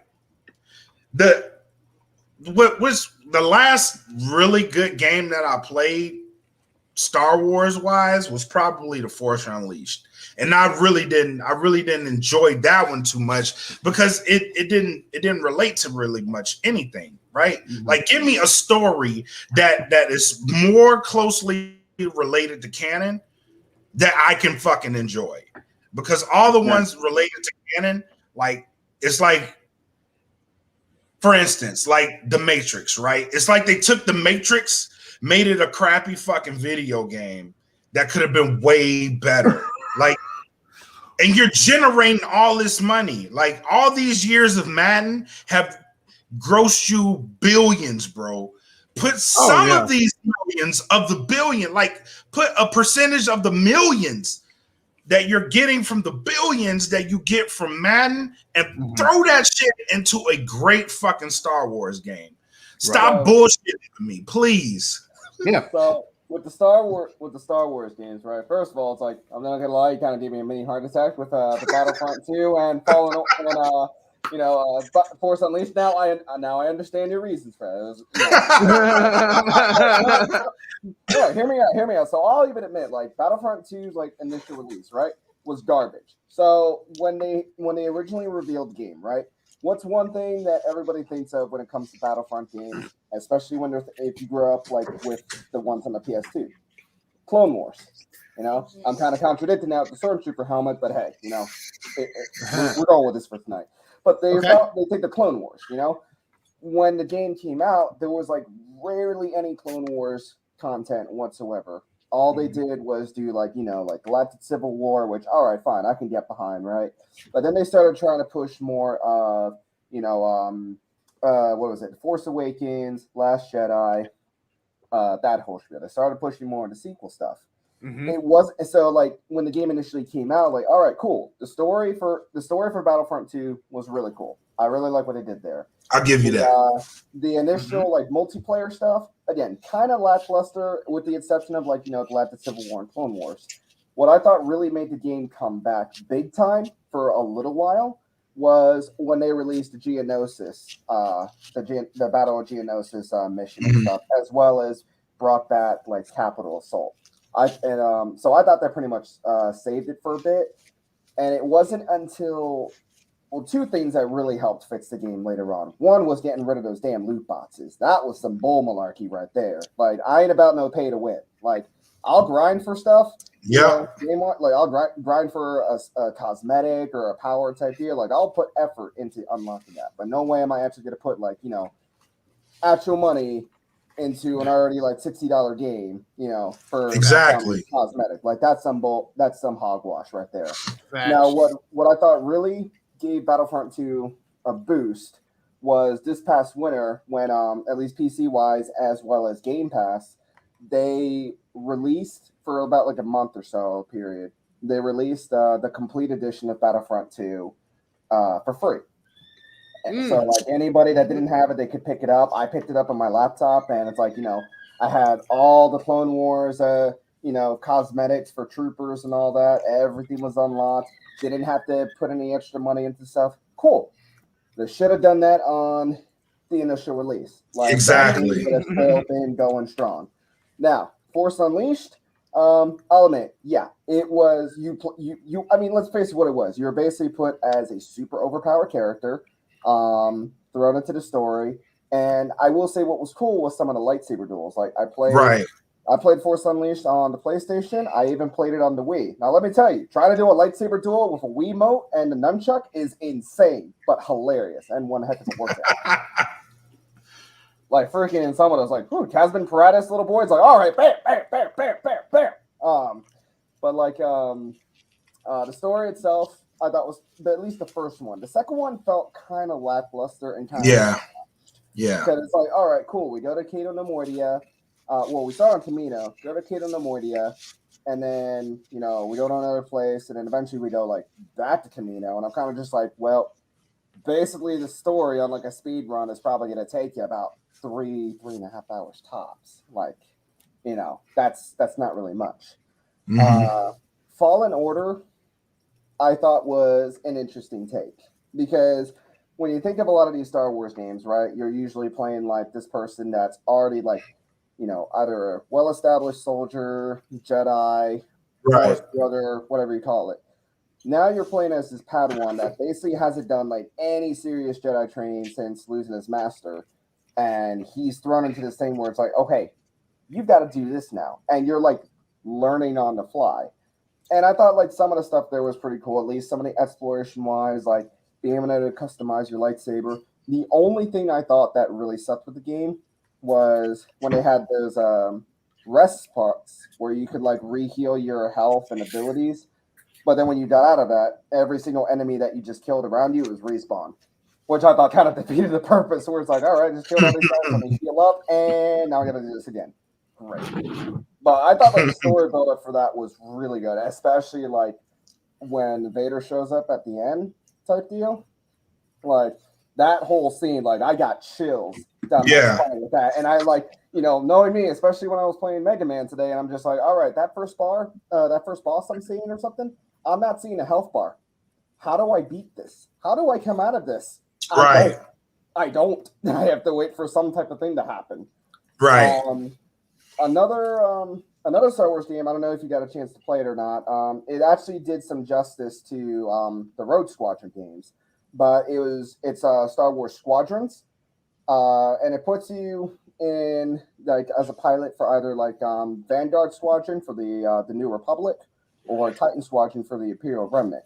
Now it's all in first person view, so you're just getting like the cockpit perspective.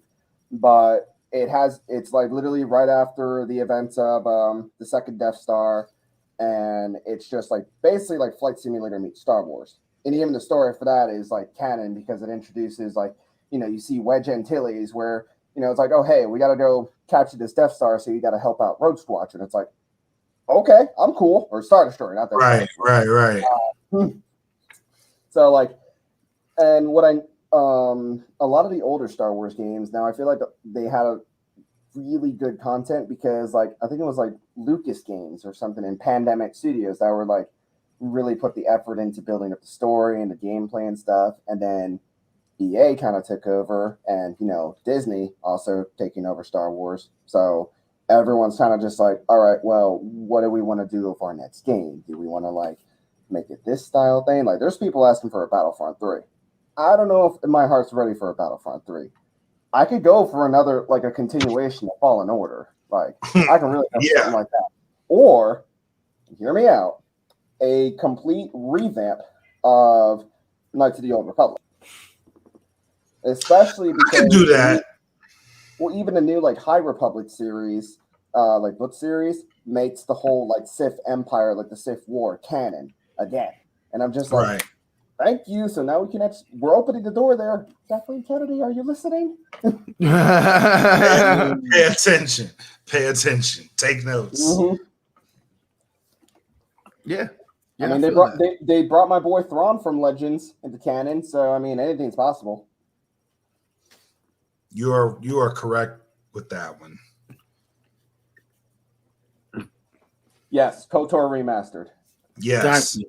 Yes. See, I can't. Please. Shoot, on that note, we could segue into Star Wars topic in general. In fact, Matt, we pretty much should transition right into it. That's smooth transition. It is a smooth transition. So, as far as like TV shows goes, before we go back to Star Wars gaming, we got like season 2 of Bad Batch on the way. Mm-hmm. We got Star Wars Visions on the way, and a Boba Fett story on the way. So it's going to be a jam-packed next 2 years for Star Wars. Oh yeah. Yes. What you excited for, Cookie? So I would with Bad Batch, with the first season of Bad Batch coming to a close yesterday, right? So the way I thought they did that series, so a lot of people would say like season 7 of the Clone Wars was like the end of the Clone Wars era, but then when they announced Bad Batch, like we're still in that like Clone Wars / early Imperial setup to where it's like, hey, we're starting to transition from clones to conscripted soldiers. But the little things they were throwing in there, right? So a lot of people, when they saw Omega, right, they're like, all right, is she going to be like some Force-sensitive clone, right? Like, is that the route we're going down or something? And then turns out like, hey, like she's the last clone that has like exact Jango Fett DNA. So technically speaking, she's basically Boba Fett's like twin in a way. And I like how they tried throwing in some other cameos. So like, the whole Ryloth thing, right? They were hinting throughout this. They were hinting like trying to set up for like a clone rebellion, or at least something like from the old Battlefront 2, which I was like, all right. I mean, they could go that route, but it's still a little early for them to do that.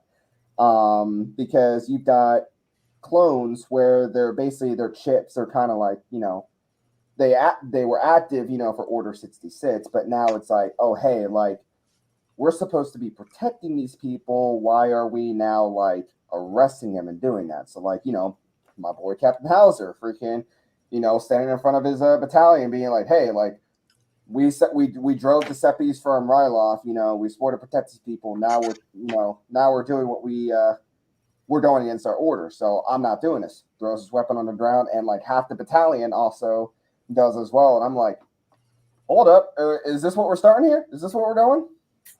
And then fast forward a few more episodes, we get to War Mantle, which I thought was pretty cool because when in Rogue One, when they're looking for the Death Star plans and Jyn is reading the different files, one of the files she sees, and she literally says, before Stardust, it's called War Mantle.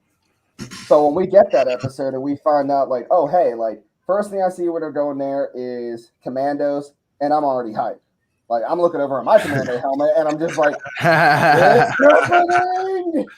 And then we start seeing freaking, seeing like, the clones being phased out, and we start seeing like the regular, like the troopers coming in, and even the vibe when they say like, oh, like these are TK troopers, and they're all like, what the heck is a TK trooper? And I'm like, oh, they're just conscripts. Like, they're not very good at being soldiers, but there's an endless supply of them, which kind of goes more in hand, like what the Empire was looking for. Because, like, hey, like, we're looking for quantity, not quality. Right. And then for any of the Mac, did you play Republic Commando when I was out? I did not. You did not. So if you ever get a chance to play that, they actually have one of the commandos from that squad in that episode, and it was like, oh God, like, you're tugging at my heart right now, but it helps that Dave Filoni is like like that was his favorite commando. I'm just like, why would you do this?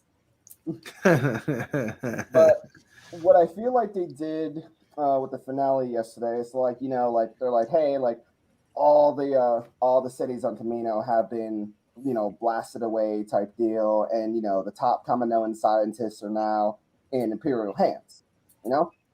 So it's like, what are we going to kind of get set up for with that next season? Like, are we going to kind of jump into more like cloning stuff? Like, is this where Palpatine does the whole like, I don't make some clones of myself, or oh hey, I really didn't die, I transferred my essence here, or whatever, you know, hogwash that all went with.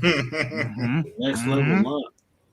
But getting to see like what happens now with the clones finally being phased out, and seeing like what missions they go on, like how many years have passed. Like, are we going to see like, you know, an older Omega where she's got like her own armor made now? Like, are we going to see Rex again? Are we going to see, like, we saw Gregor, but are we going to see like Wolf? Because we know in Rebels all three of them were together. So, you know, are we going to see some stuff like happen there? Like, what about Ahsoka? Because I mean, let's face it, everybody misses Ahsoka. Hey man, Ahsoka is who I'm like. I heard that she was going to get her own spin-off kind of story. Yeah. That's what I'm looking forward to. As soon as I saw her in The Mandalorian, I was like, I never thought I would see this person like ever again. Like, I never thought it would happen. Oh yeah. Well, have you seen the Rebel series? I have not. That was one of the ones I haven't seen. So I have like this screenshot of like every single Star Wars anything that's ever come out, as far as cartoon, TV show, or movie, in chronological order. And I literally just went through a binge, like just start to finish kind of thing. But the Rebels, I didn't actually end up watching the entire thing. I think there were like 3 parts that were like kind of, they weren't movies, but they were kind of like to sum it all up. This is what it is. I didn't actually watch the entire thing. Okay. I would definitely. So I will say this now, like the first season. First of all, like I probably should have asked this like way before, but like, is my sound coming in like too low, or is it like okay? Oh, you good? Good. Okay. Sounds good to me, man. But so I just had to turn the mic up a little bit. So where was I at? Right. So the first season of Rebels starts out pretty slow. It gets kind of cheesy and stuff. But then as like season 2 and everything else progresses, it gets real dark.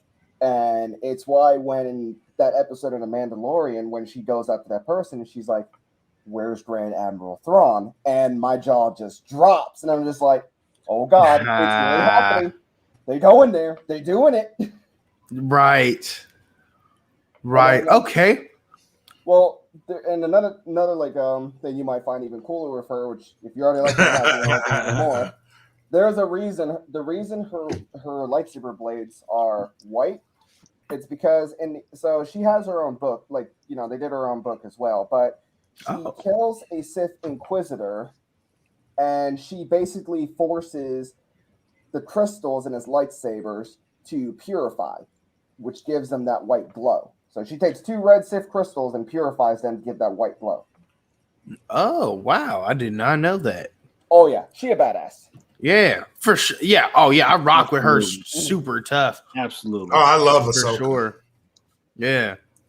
I love her. And when she was talking, it's better that my boo is playing her like in live action. Oh, so facts. It makes me love her. Yeah, man. And like even like just knowing certain things about her, and that's actually really interesting that you brought up Star Wars Rebels, because I only know her from the Clone Wars cartoon, and as when I watched that, and then I got all the way down to the Mandalorian, I saw her appear, and I saw what she said about why she didn't want to take on the responsibility of the Baby Yoda. I was like, oh, I get it. Okay, cool. Yeah. Cool. So, you know what I'm saying? Like, all of it ties in. I'm not familiar with the books, to be 100% honest. No worries. I don't really read very much at all. So, one of those things. But I am, familiar with, I'm not going to say all of Star Wars, but with the canon, I guess you could say, movies, TV shows, and everything that kind of falls along, the timeline, with the exception of Rebels that you just brought up, and actually in a lot of the video games, honestly, Battlefront 2 was like just that one for me. But I feel like I'm pretty well equipped to hold a little bit of a conversation about Star Wars. Oh yeah, like what I thought was also funny with the ending for Mando season 2. First off, Straw Hat, you good? You okay up there, bro? Sure. You good? Uh-oh. Sure. Uh-oh. I didn't see what happened. Finish strong, bro. Finish strong. Last segment, bro. Okay, we got this. I'll try to make this quick. All right, so fun fact, right? So end of Mandalorian season 2, right? So Bo-Katan's got the whole thing with the dartsaber where it's like, oh, it needs to be won in combat. First of all, that shit didn't matter in season 3 of Rebels, because there's a segment of the Mandalorian arc where Sabine Wren gets the dartsaber, and then she technically she isn't even the true ruler of Mandalore, because based on their logic with the dartsaber, you need to win it in battle. It's kind of like Harry Potter with the Elder Wand. Well, nobody really defeated Maul in terms of single combat, except for Ahsoka. This is true. Mm-hmm. Okay. Fuck. Thank you for bringing that up. Ahsoka is the only one that beat Maul, but Maul wasn't wielding the dart. He wasn't wielding the dartsaber at the time. He left it at the shrine for where the Night Sisters were. And this was after the his Mandalorians helped break him out of captivity. When Palpatine took him. That was in one of the comics. But in Rebels, she got Sabine Wren gave Bo-Katan the dartsaber, and everybody was with her. Like all the clans, like Vizsla, Ren, all of them were like, "Hey, we're all with you, Bo-Katan." So she's like, "Cool." Now all of a sudden, this ISB officer has his dartsaber, and Mando beats him, and he's like, "Oh, she had to disarm me," type deal. And I'm just like, wait, where's all this coming from now? Like, none of this logic makes sense, because, what? It all goes back to Ahsoka. She who has the saber makes the rules, type of thing. Yeah, facts. Basically, but even Mando could be like, hey, he tried giving it to her, and she's like, I can't accept that. I'm just like, bullshit, you did it, Rebels. Facts. Definitely did. That's fact. You definitely did. Like, why can't you do it here? Because I guess we need plot stuff for season 3, maybe. I don't know. Which makes me wonder, which I kind of thought was funny what they did with Boba too, right? So it's like, okay, I'm gonna go chase this Imperial shuttle, make it seem like I'm trying to fire it, then I'm just gonna bolt the hell out of there with no plans of coming back whatsoever. Like, as far as I'm concerned, he left Fennec there, and then he went into hyperspace, and then never came back. Then all of a sudden, the next time we see him, he's landing on Tatooine with Fennec, and I'm like, hang on, did he turn around, come back to the ship? Did he go by Luke Skywalker at any point? Be like, he probably did. Because you got to remember each other, just be like, you son of a bitch. Right. You got to remember. You got to remember he was there when Grogu reached out. So, and he bolted the fuck out. So at some point, he probably did see him and be like, "Nah, this ain't what I signed up for. I'm getting the fuck out of here." Right. Right. This is about to go. This is about to go all the way down. Y'all getting Jedi out here? This nah. Nah. Especially, like I kind of wonder how it's gonna go with like what I feel like they're gonna do with the Boba series is they're gonna slowly bring back like the crime syndicates, right? So like we're probably gonna maybe see something with Crimson Dawn.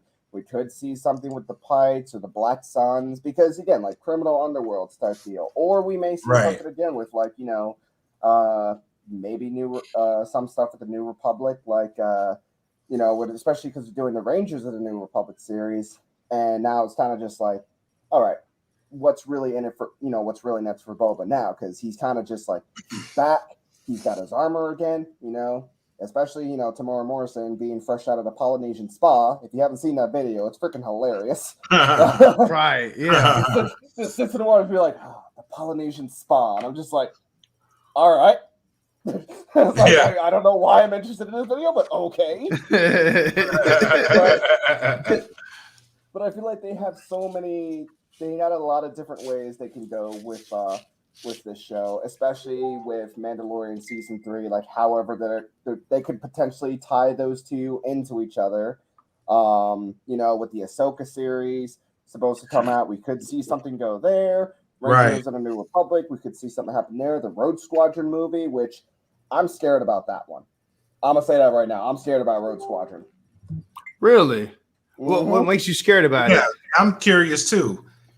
So, the only main stuff we have with Rogue Squadron is from the older games, right? So, like Rogue Squadron, Rogue Leader, Rebel Strike. All right. Okay. Right.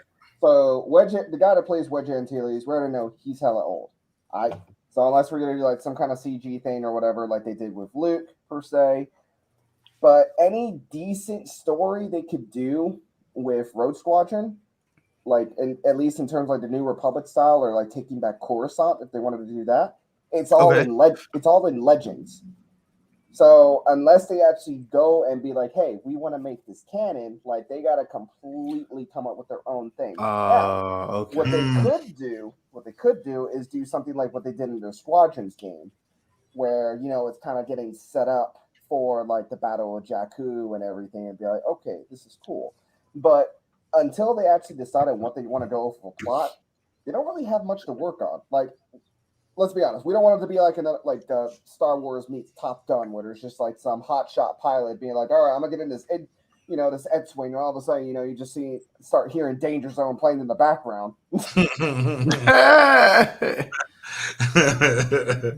Highway to the danger zone. So there's actually a video someone did, like the space battle at Scarif, with that song in the background. It's actually pretty hilarious. Wow. I'm like, damn.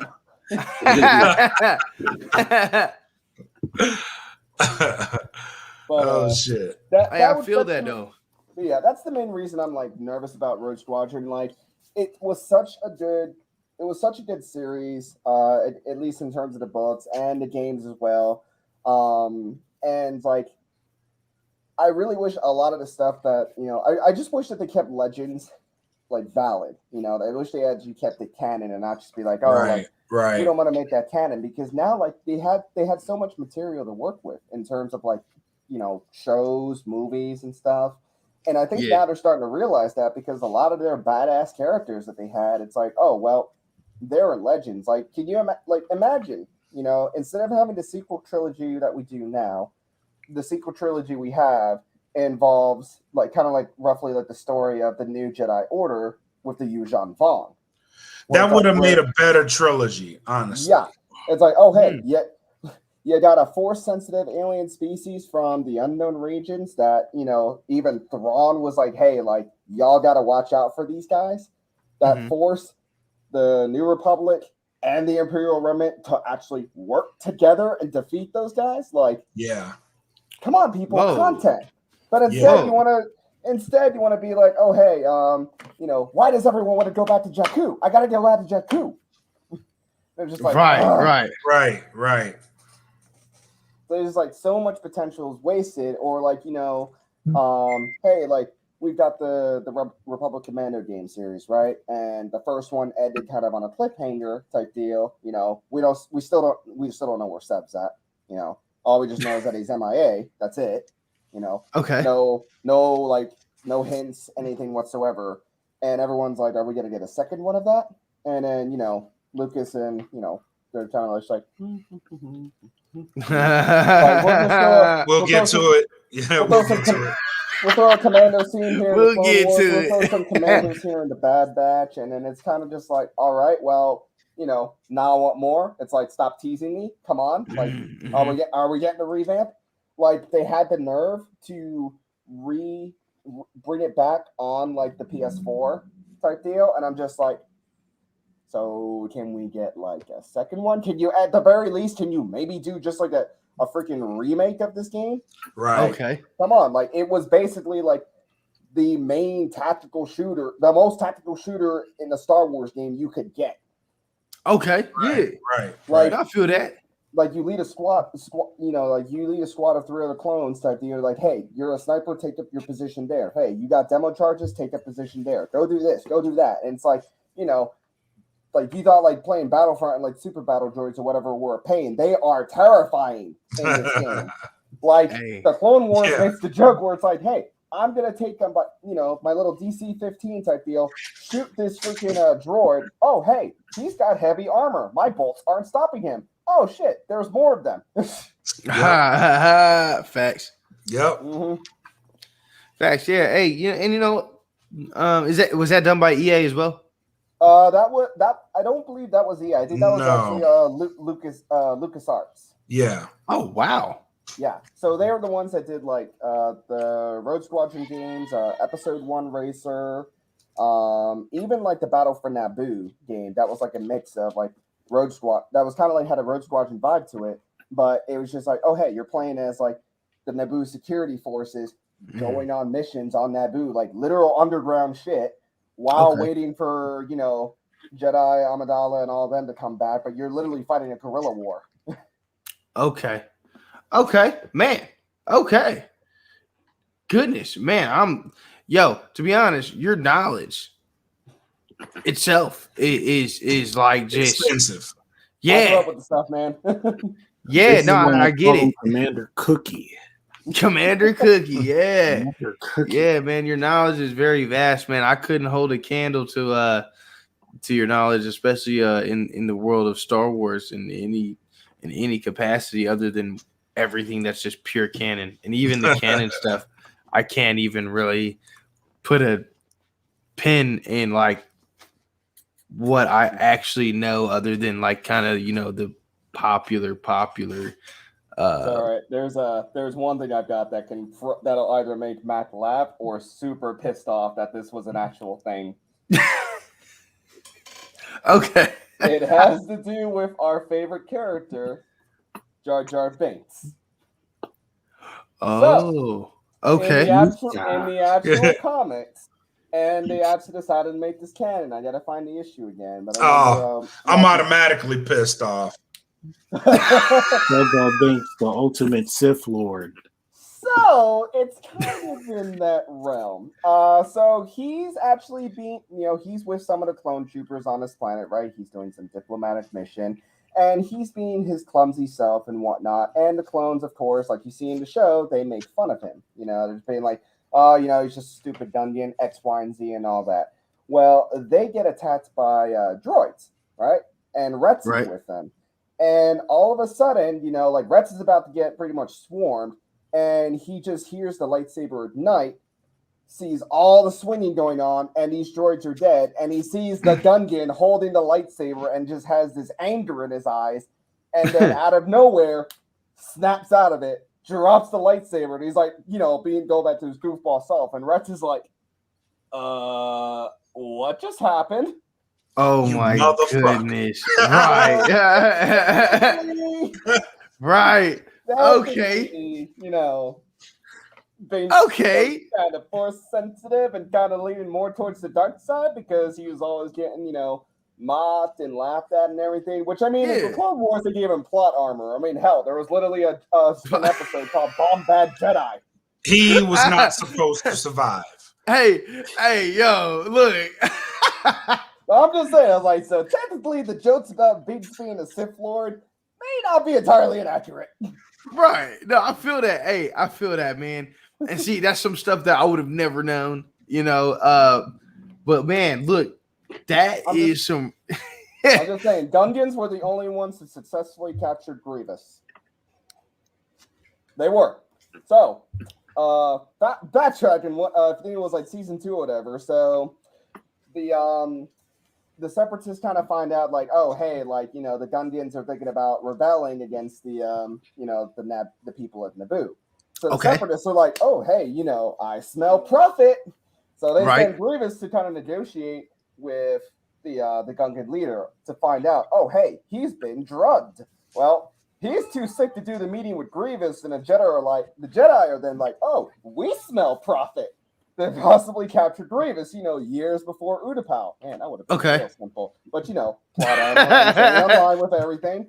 So, you know that general from episode 1 that kind of like fights with Jar Jar Binks and stuff and tries to like save him? Well, they find a way to deactivate. He's the one that's shouting to Jar Jar like, hey, like, use the grenade. He's like, I don't have a grenade. He's like, here, take this. And then he drops it. And it's like, oh, well, shit. Oh, anyway. Wow. Okay. Okay. Yeah, the accident that wasn't really an accident. Facts.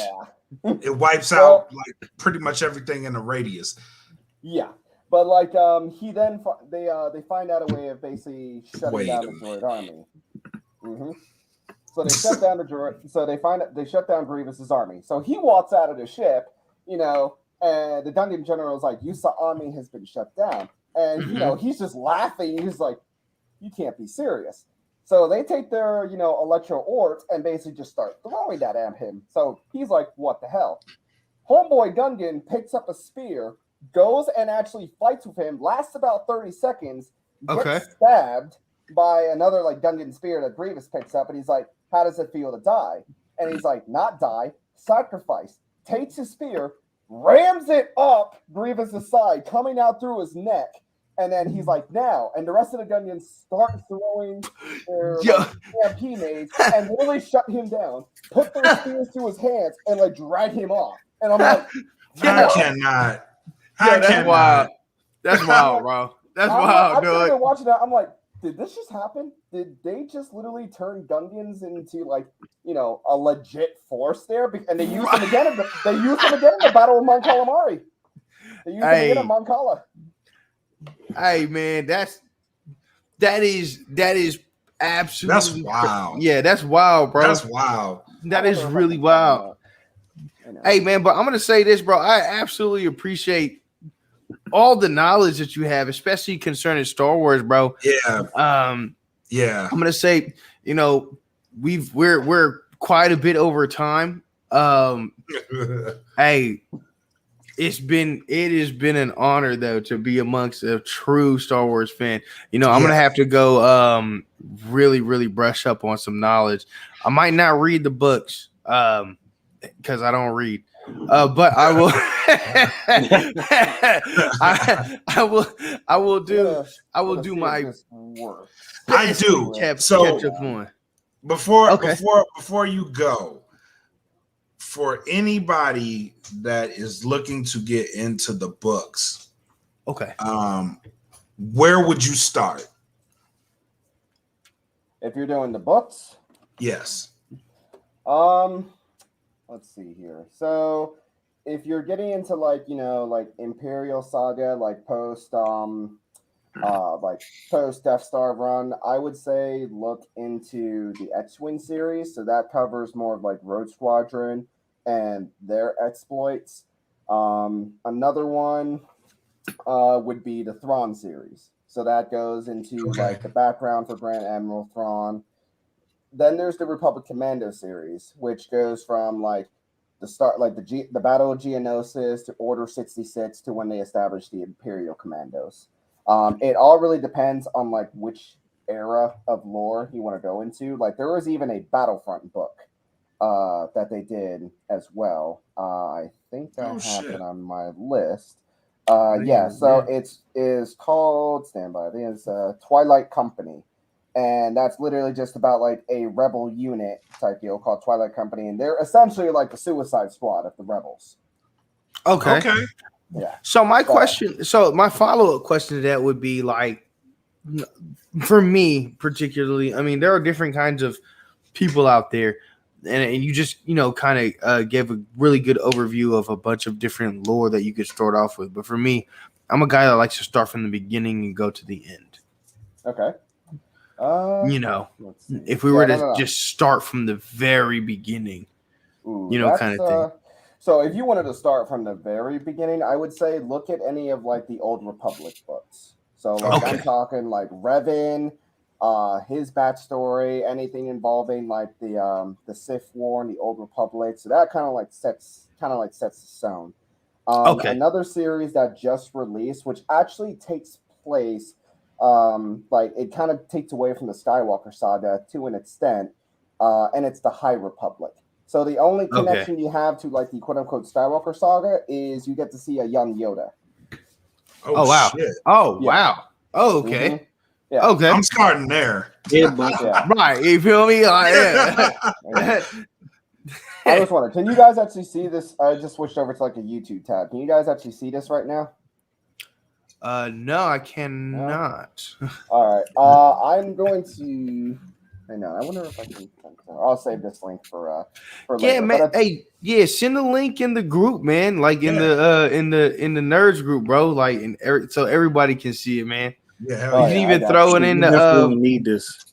Yeah, throw it in the comments of the actual live stream as well. So like people like can get the content, know like where this is going, and see where you were trying to lead us. Exactly. Gotcha. So basically, I was just posting a link for the it's about basically how the Gungans took down Grievous? Took down Grievous. Yeah. Okay. Oh, there it goes. I see it now. Yeah, I see it. Hey, I'm definitely gonna watch that for sure, bro. It's pretty damn badass. Hey. Hell yeah. Look, I don't doubt it, man. Anyone taking down Grievous got to be badass. Oh yeah, especially his backstory itself is just ay. Facts. That's facts. Yes, we'll probably do like a future episode to where we can keep going in depth about Star Wars. But other than that, we're probably going to press in a little into like overtime and all that. And we're most of us probably can't do after hours tonight. I know I can't, but right. Yeah, we're definitely got to have this plan for the future. And for sure. We'll drop our final thoughts and then call it good. Yes, sir. Okay. Yeah. Let's see. We'll start with Cookie. You got anything like housekeeping or any extra nerd stuff you want to share with the group or? I think the only thing was I was kind of talking to you earlier that the end of the month this person I follow on Etsy, Somalia Bart, they're going to be having another sale wave on helmets. So I'm going to find that link on Etsy and share it onto the page. If anybody's looking for like something to rock for like a cosplay or like for a desk prop, he makes a lot of really cool custom ones. Like I think recently that he just released like the design he's doing for he's going to have Crosshair's helmet from the Bad Batch, but he's also done some trooper helmets with like an LED in there, or like one of them I thought was pretty cool was the Vietnam style trooper, where it's like the Phase 2 clone. It's got like a gun magazine, like a gun belt thing there. It says like Born to Kill type deal. Pretty fucking awesome stuff. But he's gonna be having a sale wave going on at the end of August. So if we got anybody that wants to join in on Trooper Shenanigans, I'll be sharing that link. He is based in Russia, so the sales are usually done by Moscow time. But just kind of just make a note of that. But again, like real cool stuff, and that's kind of just like my closing thoughts on that. For sure. Definitely appreciate the intel on that. Right, yeah. Kid Big, what you got for us? Hey, shout out Willie, man. He just gave a shout out to us saying dope show. Like, I really appreciate that, man. I really Hell yeah, appreciate bro. that feedback. That's really dope. And he been commenting and actually interacting with us for most of the show. So I thought that was that's really dope. Shout out to Willie for sure. My final thoughts is that I have a GoFundMe, for my surgery happening on Tuesday. I'm just playing. No, I don't. Anyway,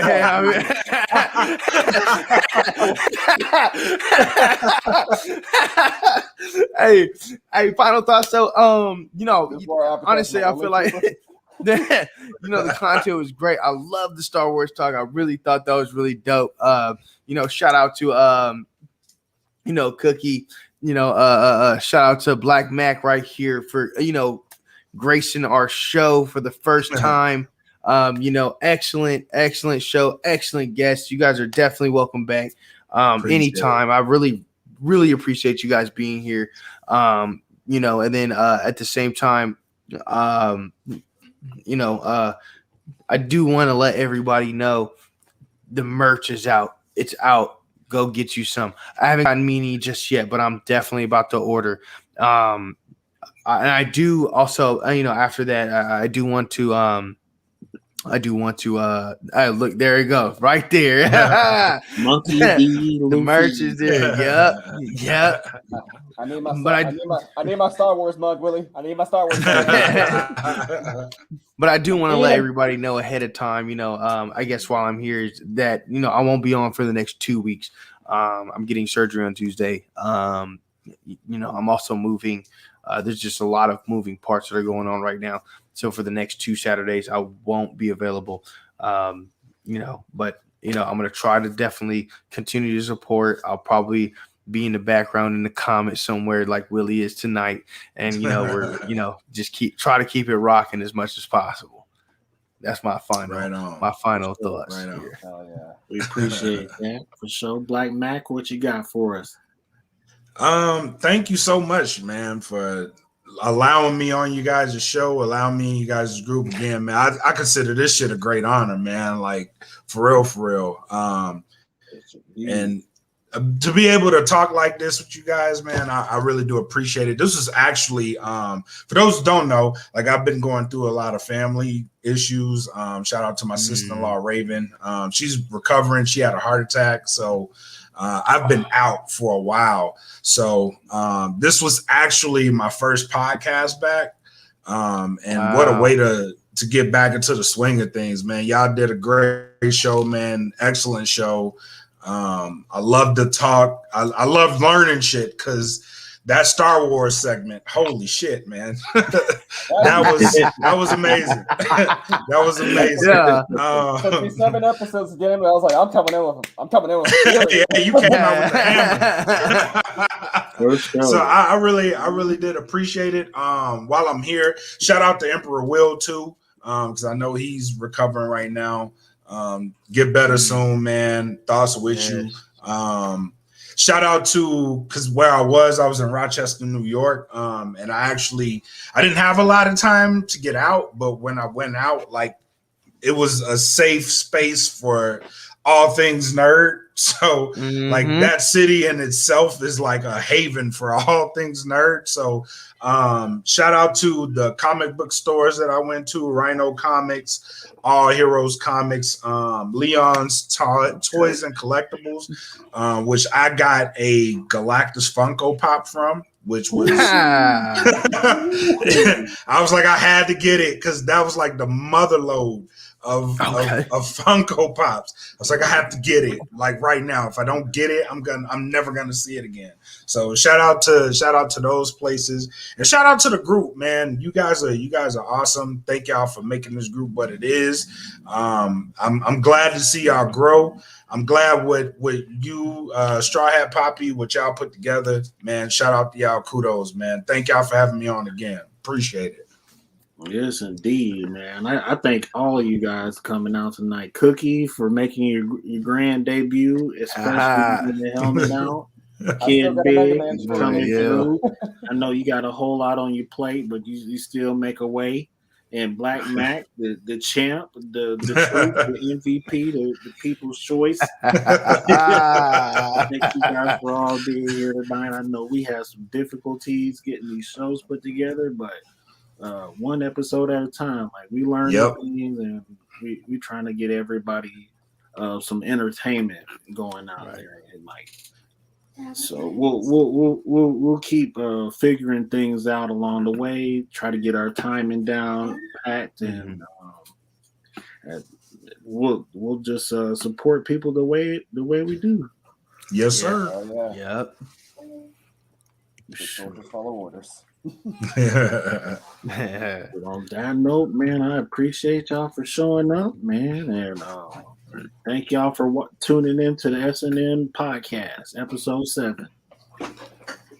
Peace. Peace out. Let me see.